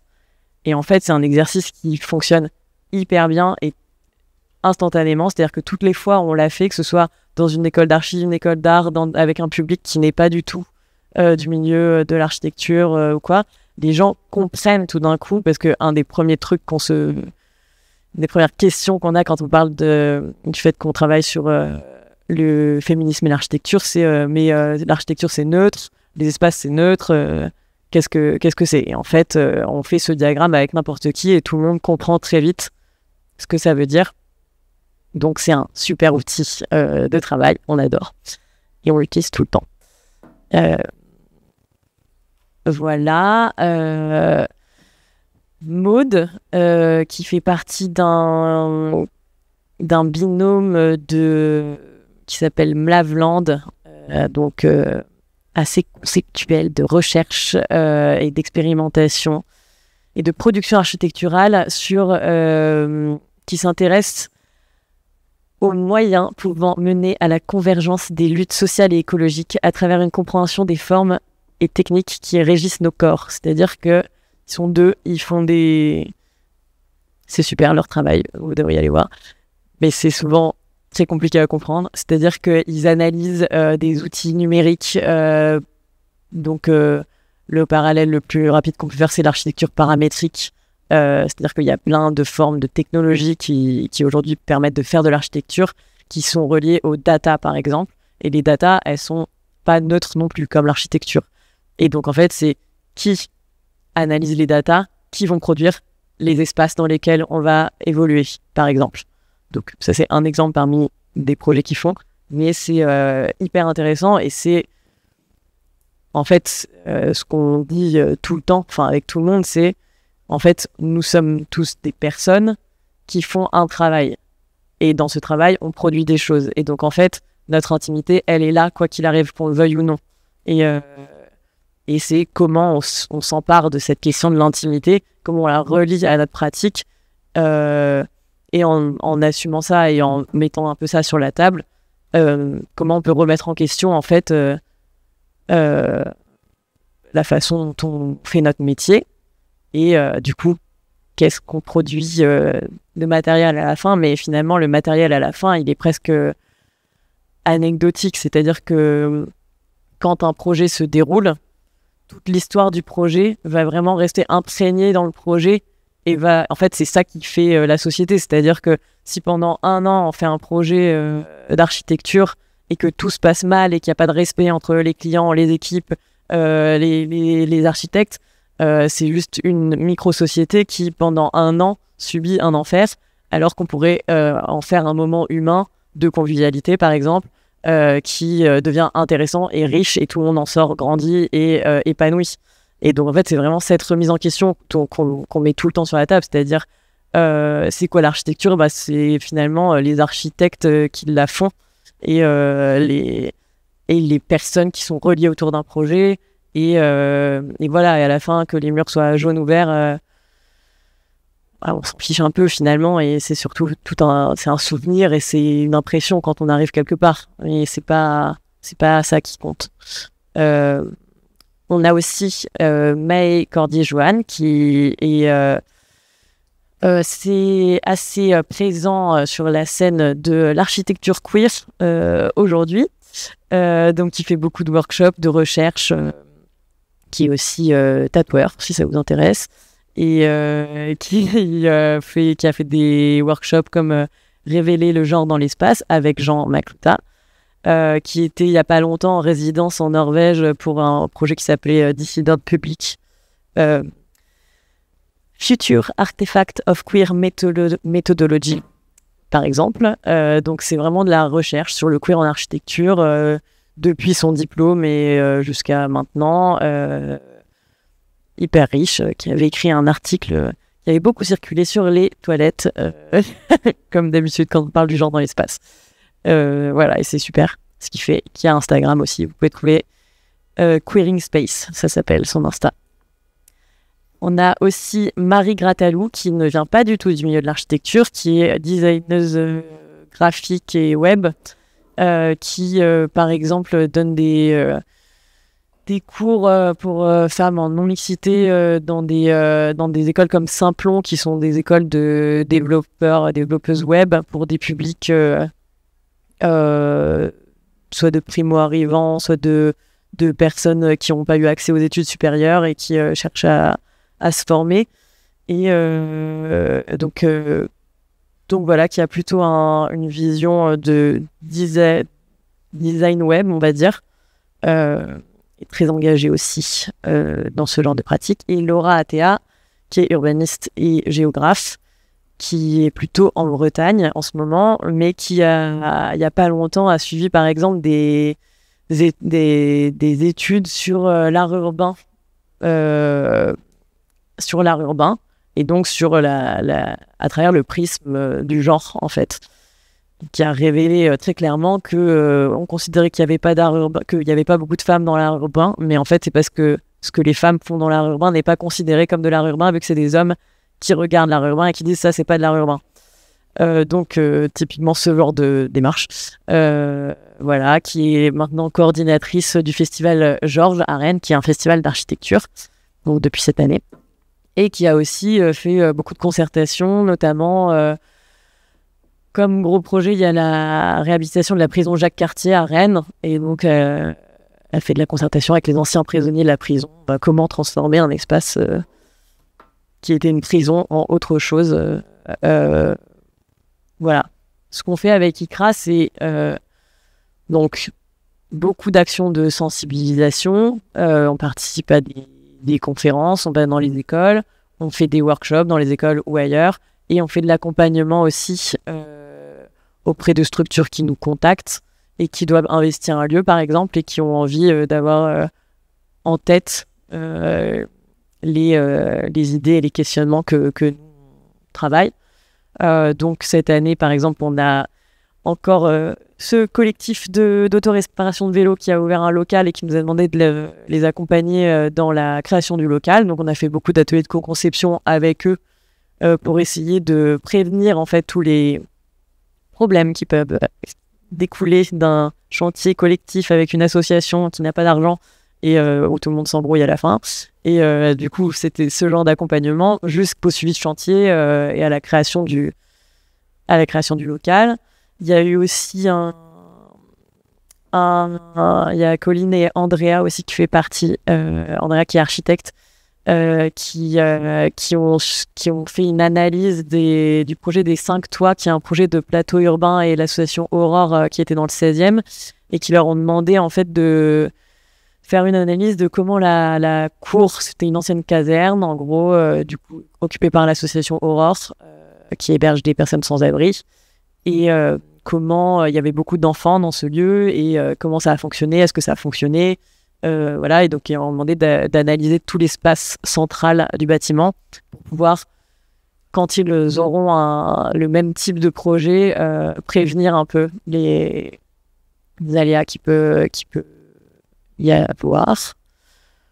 Enfin, j'ai encore du temps, c'est fini, je sais pas. Oui. Bon, voilà. En gros, voilà quoi. Je sais pas. On va. Voilà, bah juste super, voilà. C'est pas très rangé, mais c'est vrai. Non, mais merci beaucoup. Moi, là, bon, c'est très intéressant parce que effectivement, c'est ce qui est en train de se faire, hein, ce qui se construit, voilà. Une petite perche à la prochaine séance parce que il y aura quelqu'un du Centre de recherche sociologique sur le droit et les institutions pénales qui vient, Carole Gaillet-Viau, qui a effectivement travaillé aussi sur l'observation dans l'espace public. Alors elle s'est intéressée plutôt aux femmes sans abri. Voilà, donc et c'est intéressant parce qu'en effet, il y a quelque chose autour vraiment de méthodologie qui est à réinventer, voilà, qui me rappelle beaucoup le travail de Forensic, qui est une maison très très connue, vraiment de rockstars à leur manière, mais au début, c'était pas donné, quoi, c'était pas fait, et puis voilà.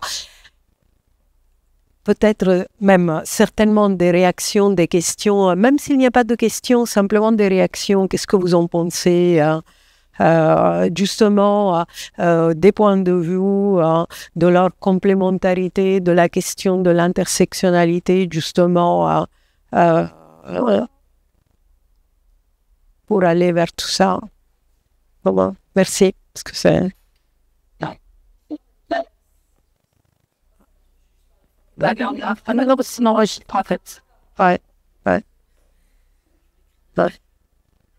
Je sais pas, voilà, ça a l'air de mauvais. Bah, merci déjà à toutes pour ces présentations, c'est très intéressant. Et j'avais peut-être une question plutôt dirigée à Patricia. Est-ce qu'une œuvre, elle peut être épicène si elle est construite, enfin plutôt du coup une architecture construite à hauteur d'homme? Et je parle notamment, je suis pas architecte, donc arrêtez-moi si je me trompe, mais du modulaire et de Le Corbusier qui construisait des bâtiments clairement à hauteur d'homme. Est-ce qu'on peut dire à ce moment-là qu'une œuvre est épicène? Oh, belle question. Alors, effectivement, est-ce qu'on peut dire le modulaire, c'est effectivement une unité de mesure. C'est un homme d'1,80 m, donc ça correspond à l'américain moyen. Hein. C'est pas un européen qui est plus bas en général, non? Mais est-ce qu'on peut dire par là que est-ce que vous êtes capable de dire que l'architecte qui l'a conçu est un homme ou une femme? Pardon? Je vous tourne la question. Parce que Le Corbusier n'est pas le seul qui a construit comme ça. C'est toute un ensemble d'architectes de cette époque qui ont construit selon ces dimensions-là, qui sont devenues des dimensions standards. Toutes les barres, les immeubles construits à partir de entre deux guerres et après la Deuxième Guerre mondiale. On a la hauteur sous plafond qui a été baissée. Avant, c'était 4 mètres, 4,50 m. C'est devenu 2,50 m maximum. Vous voyez, donc, est-ce que c'est pour cela qu'on peut dire que c'est un homme ou une femme qui l'a conçu? Je dirais que oui. Enfin, c'est peut-être très essentialiste de dire ça. Voilà, mais... parce que c'était Le Corbusier qui a construit ça.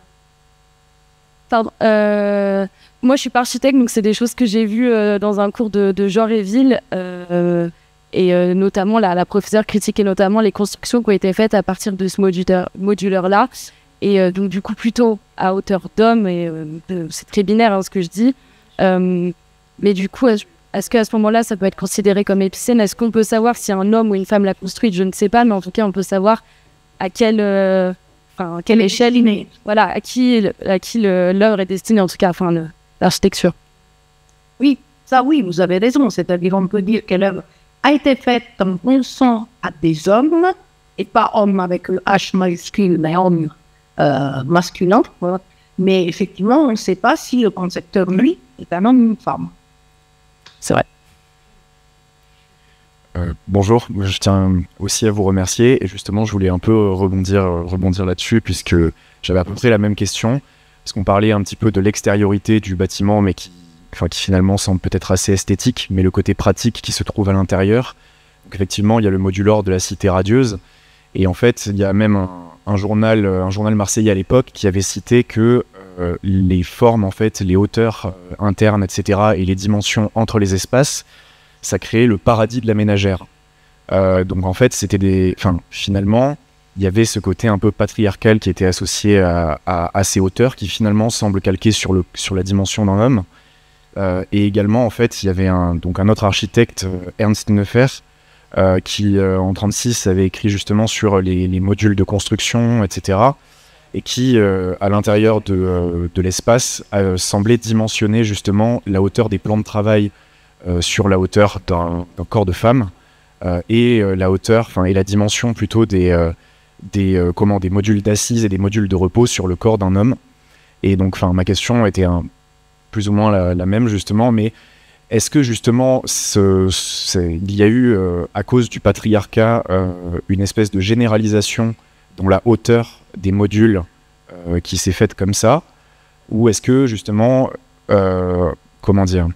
est-ce que justement il y a des contre-exemples d'architectes femmes qui ont changé ces dimensions ou essayé d'intervenir là-dessus est-ce que, en ce sens, on pourrait pas savoir si c'est une femme plutôt qu'un homme qui a créé cet espace interne?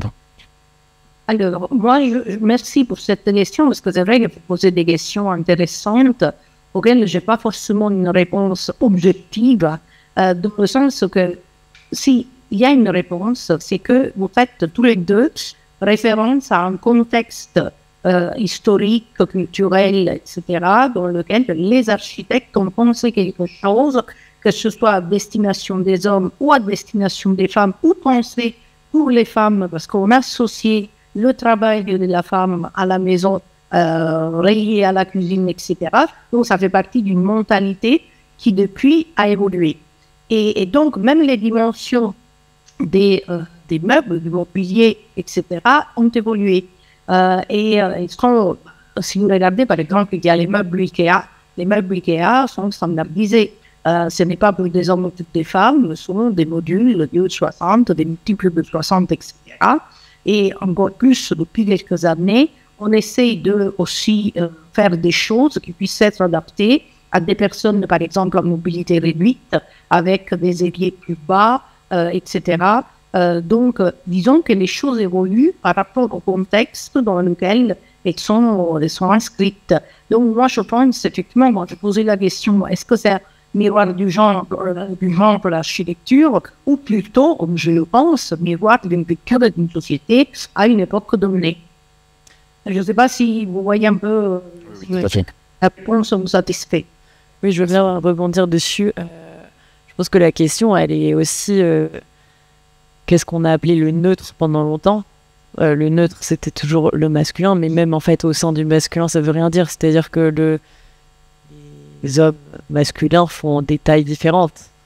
Donc la question, elle est celle aussi du neutre, de la standardisation, contre revenir à quelque chose de l'ordre du sur-mesure, car ce qu'on découvre, c'est qu'en fait, le neutre, il correspond à très peu de gens, et beaucoup d'autres gens subissent ce qu'on a créé à travers une standardisation. Donc pour plein de raisons. Mais c'est cette remise en question-là qui est le nerf du questionnement. C'est-à-dire que souvent, nous, on dit il n'y a pas une architecture queer, mais il y a des questionnements queer en architecture, et c'est-à-dire comment on transforme la norme. Et pourquoi on transforme la norme? On transforme la norme parce qu'on ne se sent pas bien dedans, parce qu'on n'est pas bienvenu dedans. Et donc, en fait, c'est comment trouver des techniques pour faire des projets de ville, d'espaces publics, privés, dans lesquels on se sent bien. Et donc, comment nous, par exemple, un de nos pistes de réflexion, c'est d'utiliser le queer comme prisme de lecture pour réfléchir notre façon de dessiner. Et du coup, ça peut être beaucoup de choses. Maë a dessiné un modular, justement, qui est notre logo de l'asso, et qui est un modular avec des personnes de toutes les tailles. En fait, qu'ils soient hommes ou femmes, ces personnes-là, on s'en fiche un petit peu, finalement. Et donc, c'est vraiment s'extirper de cette binarité aussi, qui ne donne pas de solution à notre recherche. aujourd'hui, si on veut que les gens se sentent accueillis et bien au sein des espaces, comment on réfléchit à un espace pour que des personnes différentes se sentent bien dedans. Typiquement, Mathilde, quand elle a fait le café, elle réfléchissait aux assises, et donc on a toujours des chaises et des banquettes dans les cafés, et en fait, on va entendre plein de choses. Un fauteuil mou, c'est pas agréable pour une personne âgée qui a du mal à se relever. Une chaise dure, c'est pas agréable pour quelqu'un qui est mais une chaise haute et une chaise basse. Et en fait, qu'est-ce qu'elle a fait au final? Elle a mis plein de chaises différentes. Parce que c'est des choses assez simples finalement qui nous permettent juste de dire en fait, on est tous et toutes différents. Donc c'est plutôt la diversité qui est un outil de conception aujourd'hui de l'espace. Parce que justement, le fait de neutraliser tout a rendu agressive l'architecture pour la plupart des gens. Je voulais juste ajouter une chose, parce que quand j'ai lu des interviews, des entretiens qui ont été faits sur justement la manière dont la sensibilité des architectes femmes ou hommes s'exprime, jusqu'à une certaine date, on lit qu'on peut voir une différence dans le fait que les femmes ont tendance à prendre en compte beaucoup plus les usagers, beaucoup plus que les hommes. Et que les architectes hommes, par contre, lorsqu'ils parlent de leur architecture, ils pensent souvent à la fonction, à la technique, à la technologie, etc. Vous voyez, c'est vraiment l'aspect plus technique et fonctionnel. Et pour les femmes, c'est plutôt l'aspect social ou perceptif de cette architecture. Mais aujourd'hui, depuis quelques années désormais, lorsque on parle beaucoup d'inclusivité sociale, etc., et qui est devenue pratiquement presque une règle, presque une obligation, je dirais, le fait de réfléchir aux usagers et qu'ils n'arrivent pas comme le dernier maillot de la chaîne, je pense qu'on ne peut plus faire cette différence parce que tous, que ce soit hommes ou femmes, les architectes sont appelés à réfléchir et à penser comment inclure les citoyens. Et donc, tout le monde doit avoir un peu plus cette sensibilité, ou tout au moins y prêter attention. Donc, c'est encore plus difficile de différencier le concepteur du meuble. Bonsoir, merci pour vos interventions. Moi, j'avais une question assez vaste et concrète. En fait, je me demandais si vous auriez des pistes assez concrètes, peut-être plus dans le domaine urbanistique qu'architectural, sur la manière justement de mettre en pratique cette intersectionnalité dans l'urbanisme, et donc dans le fait de faire la ville. J'ai entendu des questionnements autour de différents éléments, de la question de l'éclairage, la question de l'inclusivité, de faire en sorte que les sols soient plats, d'éviter les cul-de-sac, etc. Enfin, d'un certain nombre de pratiques mises en place ou à mettre en place. Du coup, je me demandais s'il y en avait d'autres ou s'il y avait... je ne sais pas si vous aviez des choses à dire sur ces pratiques ou sur d'autres, et éventuellement aussi sur la manière de se confronter finalement précisément aux confrontations entre différentes nécessités, par exemple une nécessité d'ordre environnemental, écologique, et des nécessités d'ordre inclusif et féministe, par exemple sur la question de l'éclairage et du fait de rendre l'espace public visible. Donc, question au sein de laquelle, finalement, le fait de mettre des arbres et donc de créer des zones d'ombre dans certains lieux peut aussi poser problème. Donc, comment est-ce qu'on fait concrètement face à ces contradictions, et voilà, quelle stratégie on peut mettre en place de manière assez concrète? Merci. Alors, il y a une autre question au-dessus. La question de l'intersectionnalité, elle ne trouve pas forcément sa réponse dans des questions urbanistiques. Enfin, l'intersectionnalité, si j'insiste sur le fait que c'est une diversité de rapports sociaux et de rapports de pouvoir, c'est bien parce que c'est une question politique. Alors, l'urbanisme est a priori l'expression matérielle du projet politique d'une ville, enfin d'une équipe municipale ou d'une équipe, d'un projet politique qui est matérialisé sous forme d'une ville. Donc, évidemment que si on décide de mettre en place d'un point de vue urbanistique une ségrégation, eh bien, ces rapports de pouvoir, ils ont lieu. Pour autant, questionner l'intersectionnalité d'un point de vue urbanistique n'est pas forcément toujours dans la fabrication. Ce que je veux dire, c'est qu'il ne faut pas non plus, d'un point de vue politique, se décharger sur les concepteurs de la ville en disant on va tout régler en mettant des bancs ou des pylônes ou des poteaux ou des... Enfin voilà. Penser la ville, c'est un projet politique dans le sens où on doit la faire de sorte que, quels que soient les habitants, ils y trouvent leur place. Et non seulement ils y trouvent leur place, mais ils y trouvent leur place dans la décision de son projet. La question du droit à la ville, elle est quand même celle-ci, c'est-à-dire que c'est pas être dans la ville, voire y avoir un logement, c'est être dans la ville pour pouvoir en décider de sorte que la ville devienne émancipatrice. C'est pas nécessairement en la transformant d'un point de vue urbain et solide, quoi. Même si, évidemment, on sait très bien qu'on peut avoir des traductions politiques qui vont faire qu'on va construire des murs, par exemple, et que là, d'un point de vue intersectionnel, ça va être très parlant. On ne peut pas passer si on est un étranger, par exemple, ou on doit passer un péage, et donc d'un point de vue social, on ne peut pas accéder à certains espaces. Mais la question de l'intersectionnalité, elle ne se résout pas que là-dedans. Ça, c'est une chose. Après, moi, ce que j'entends dans la première partie de votre question, c'est plus sur qu'est-ce qu'on peut mettre en place pour que les femmes soient mieux dans l'espace public. Et en fait, la question assez classique, il n'y a pas de bonne solution. De façon assez régulière, on dit « Ok, c'est pas parce que ça marche à cet endroit-là que ça va marcher 3 rues plus loin ».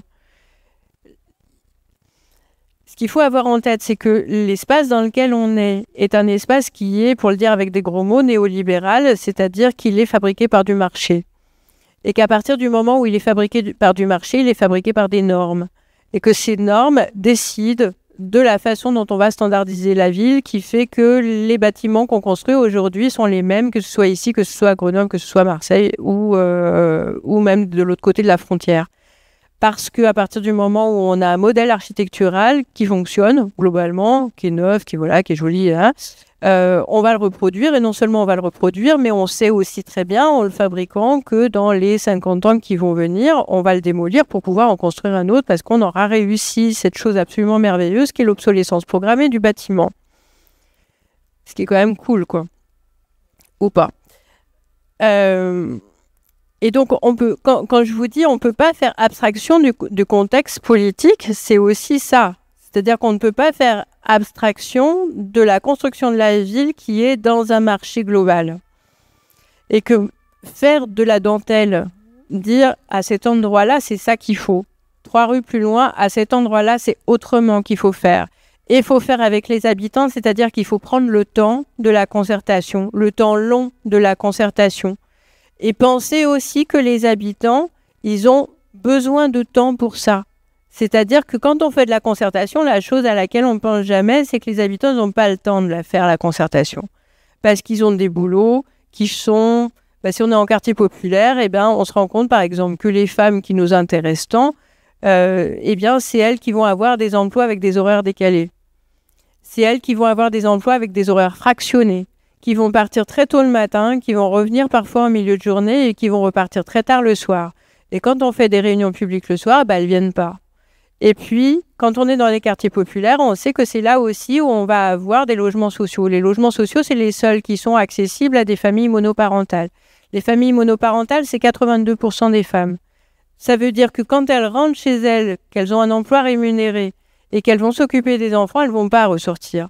Donc ça veut dire que dans les méthodologies de participation, il faut qu'on les pense en fonction du fait que les gens n'ont pas le temps de répondre à nos questions. Et nous, on a besoin qu'ils nous donnent leur avis. Donc la première contradiction avant de planter des lampadaires, c'est de savoir est-ce que les gens, ils ont du temps pour ça? Et qu'est-ce qu'on leur donne en retour? Ils vont travailler pour nous, ils vont faire le boulot à notre place, entre autres. Et nous, qu'est-ce qu'on donne en retour? la question de la rémunération dans les méthodologies scientifiques, elle est de plus en plus posée.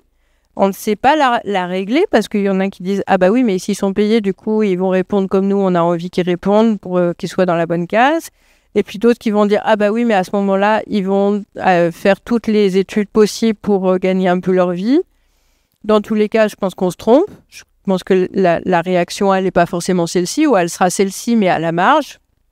Mais on ne peut pas, aujourd'hui, dans les conditions dans lesquelles on est, et en se disant en plus que nous, féministes, on veut prendre en compte les gens. Les prendre en compte, c'est aussi prendre en compte les personnes enquêtées. Et prendre en compte aussi le rapport asymétrique que nous, on pose entre personnes enquêtrices et personnes enquêtées.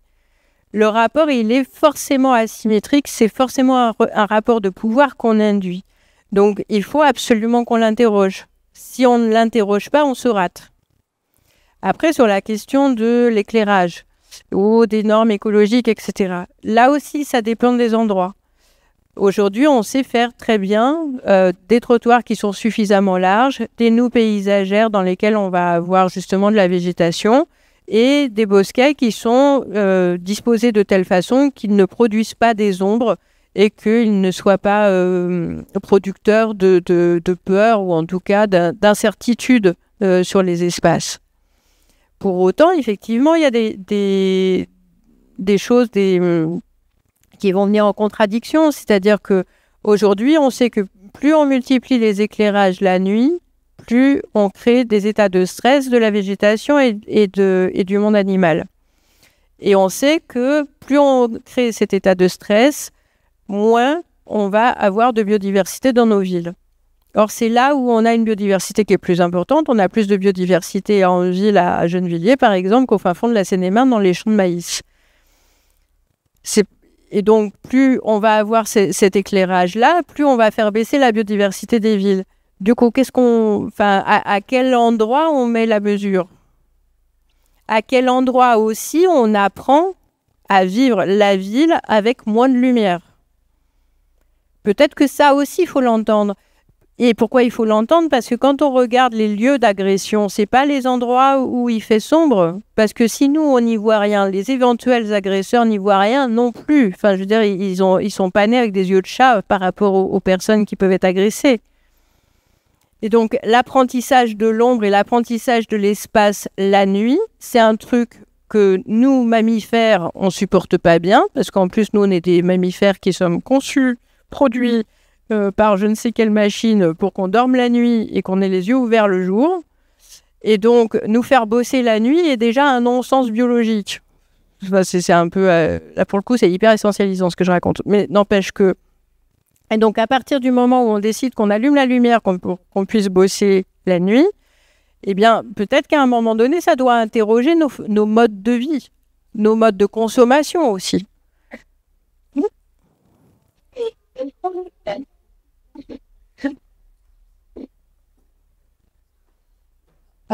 Par rapport à ce que vous dites, vous pensez que le fait d'essayer justement presque de dompter finalement l'obscurité pourrait avoir des effets psychologiques collectifs globaux à long terme sur le sentiment d'insécurité qui est présent, qui est aussi l'effet d'imaginaire collectif, et que ce serait quand même possible sur un temps pas forcément si long de le diminuer, presque de le toucher à sa racine.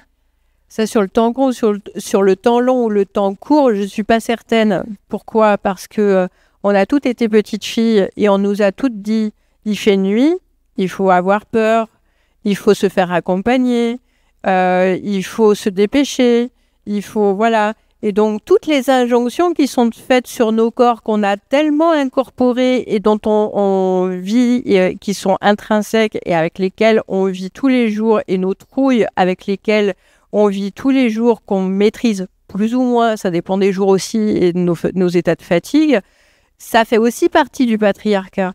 C'est-à-dire que les peurs avec lesquelles on vit, c'est l'intégration et l'incorporation d'un rapport de pouvoir sur les corps des femmes, entre autres. Et donc non, ça va pas être sur du temps court que ça va se passer. Bah non. Excusez-moi, je veux juste réagir sur la question de l'éclairage public. Je suis conceptrice lumière et moi je travaille justement sur l'urbain principalement. Et c'est une question qu'on se pose beaucoup, et comment est-ce que nous, on l'intègre dans nos projets. Et en fait, ça rejoint complètement ce que disait Corinne sur le fait que, en fait, quel est le projet politique derrière. C'est-à-dire que si on n'a pas un projet où on nous demande explicitement d'intégrer tel ou tel paramètre, tel ou tel questionnement, en fait, on n'a pas les moyens de le faire. Et quand je dis les moyens, c'est les moyens financiers. C'est-à-dire que faire de la concertation, c'est long, se renseigner sur les sujets, c'est long, apporter des solutions, parce que des solutions techniques, on en a beaucoup, en fait. Et donc, du coup, on peut techniquement faire un éclairage qui est aussi bien adapté pour que les personnes déambulent dans la rue, mais aussi qui soit bénéfique, enfin, pas bénéfique en tout cas, le moins de nuisances possible sur l'environnement. Ça, c'est ce qu'on fait tous les jours. Mais quel argent on peut mettre dedans? Et en fait, si on n'a pas derrière une maîtrise d'ouvrage qui nous donne l'opportunité de faire ce genre de projet, d'aller dans ce sens-là, on le fera pas. Parce qu'en fait, on a besoin de temps, on a besoin de moyens. Et effectivement, après, la question de l'appropriation des lieux par l'éclairage public, ça, c'est encore une autre étape. Et que moi, dans ma pratique, en tout cas, on n'a pas vu et on la voit pas se débloquer sur OK, on revient 5 ans plus tard. Est-ce que ce qu'on a fait, ça a été bien? Ça a été bien, ça a été productif. Est-ce que les usages ont changé? Est-ce qu'on a ramené du coup des populations qui n'étaient pas dans l'espace public la nuit? Ou est-ce qu'on l'a fait? Et ça, c'est quelque chose qui n'existe pas, en tout cas dans ma pratique aujourd'hui. Donc, par les chercheurs et les chercheuses, j'espère que ça va changer. Et ça change sur les questions des temporalités. Mais par contre, sur les projets d'éclairage public en eux-mêmes, c'est vraiment pas trop le cas. Et par rapport au sentiment d'insécurité, c'est très personnel. Il n'y a pas d'études très spécifiques, en tout cas, qui peuvent nous permettre de dire c'est ça qu'il faut faire pour que les gens se sentent mieux. À part aller les voir, en tout cas, nous, on n'a pas trouvé d'autres solutions pour répondre à ça. Je peux rajouter juste un... Oui, bonjour, merci pour tout ça. Et moi, du coup, j'ai une réaction sur notamment la partie concertation, qui est, moi, j'ai travaillé beaucoup en concertation et sur les méthodologies de concertation et sur le fait de pouvoir avoir des méthodologies qui sont adaptées à une prise en compte des problématiques liées au genre des personnes qui viennent participer dans les processus de concertation. Et je pense qu'il y a aussi un sujet au-delà de comment on met en place la concertation sur le traitement des données issues de la concertation, dont tu parlais un petit peu, Corinne, aussi sur la méthodologie des photos, d'identifier qui sont les personnes présentes dans l'espace public. C'est aussi une problématique qui se pose sur le traitement. Quand on a des concertations, on a énormément de personnes qui ont participé. Peut-être une donnée dont on a moins parlé aujourd'hui sur le sujet de l'intersectionnalité, c'est aussi l'âge des personnes. Et donc, quand on parle des femmes dans l'espace public, quelles sont ces femmes-là et quels sont notamment leur âge, entre autres données, qui sont des choses qu'on peut collecter dans les méthodologies de concertation et qui souvent ne sont pas forcément dans les résultats pris en compte et qui, quand on commence à regarder des résultats, ça, c'est des choses que peuvent faire sans forcément une commande. Moi, ça m'est arrivé dans mes pratiques de pas forcément avoir une commande de la maîtrise d'ouvrage sur demander de la concertation qui va aller prendre en compte les problématiques de genre ou intersectionnelles avec des sujets sur l'âge, mais finalement de pouvoir le montrer dans des résultats et de pouvoir commencer à mettre en place des dynamiques qui prennent en compte les problématiques intersectionnelles à travers de la concertation et à travers une présentation des résultats de cette concertation avec des données genrées, mais aussi sur l'âge ou sur les quartiers de résidence, par exemple, des personnes qui ont participé à de la concertation. Et donc ça, c'est un outil, en tout cas le traitement des données, et de manière générale, au-delà de la concertation, dans plein de choses, de comment on traite les données, et ça recoupe aussi avec ce dont on parlait sur les data et tous ces outils-là qui arrivent sur le traitement des données de manière générale et comment on peut analyser ces données-là qui nous permettent d'avoir des analyses intersectionnelles là-dessus. Et qui, du coup, après, s'appliquent à l'espace parce qu'on se rend compte qui sont les populations qui utilisent finalement les espaces et comment on va aller chercher les populations qui sont absentes là-dedans.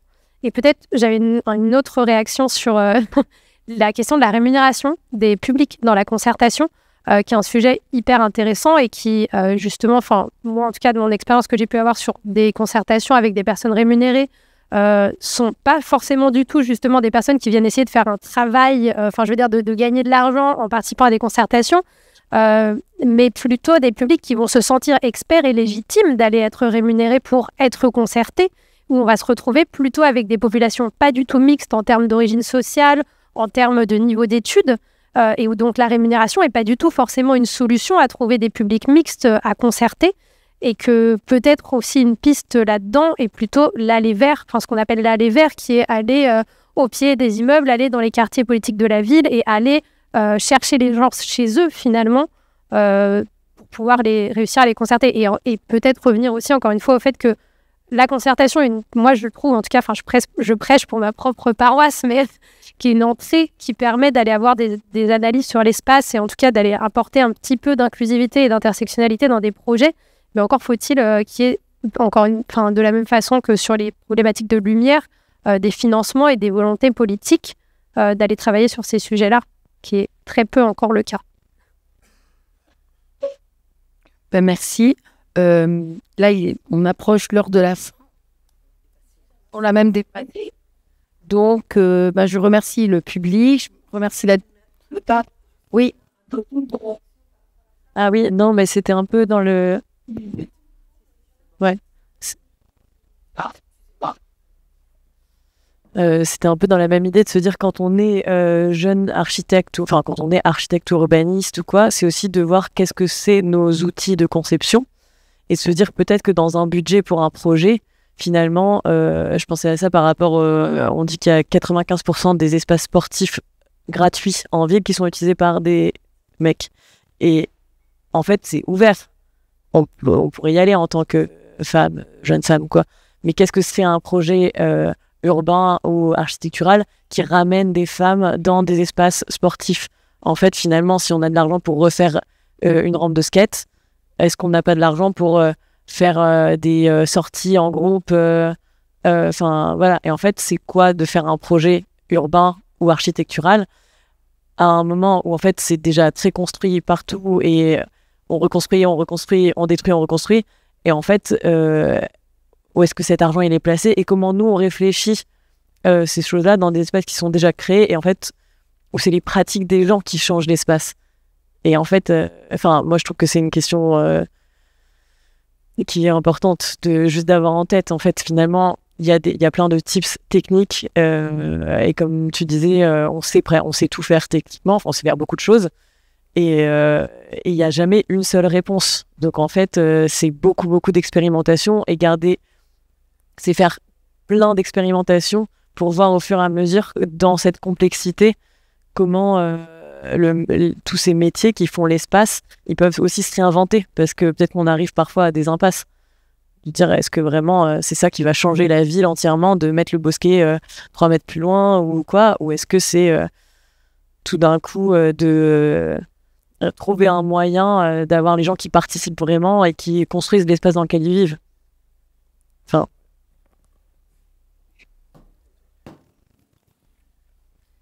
Eh bien, merci. Et je vous souhaite à tous et à toutes une bonne soirée.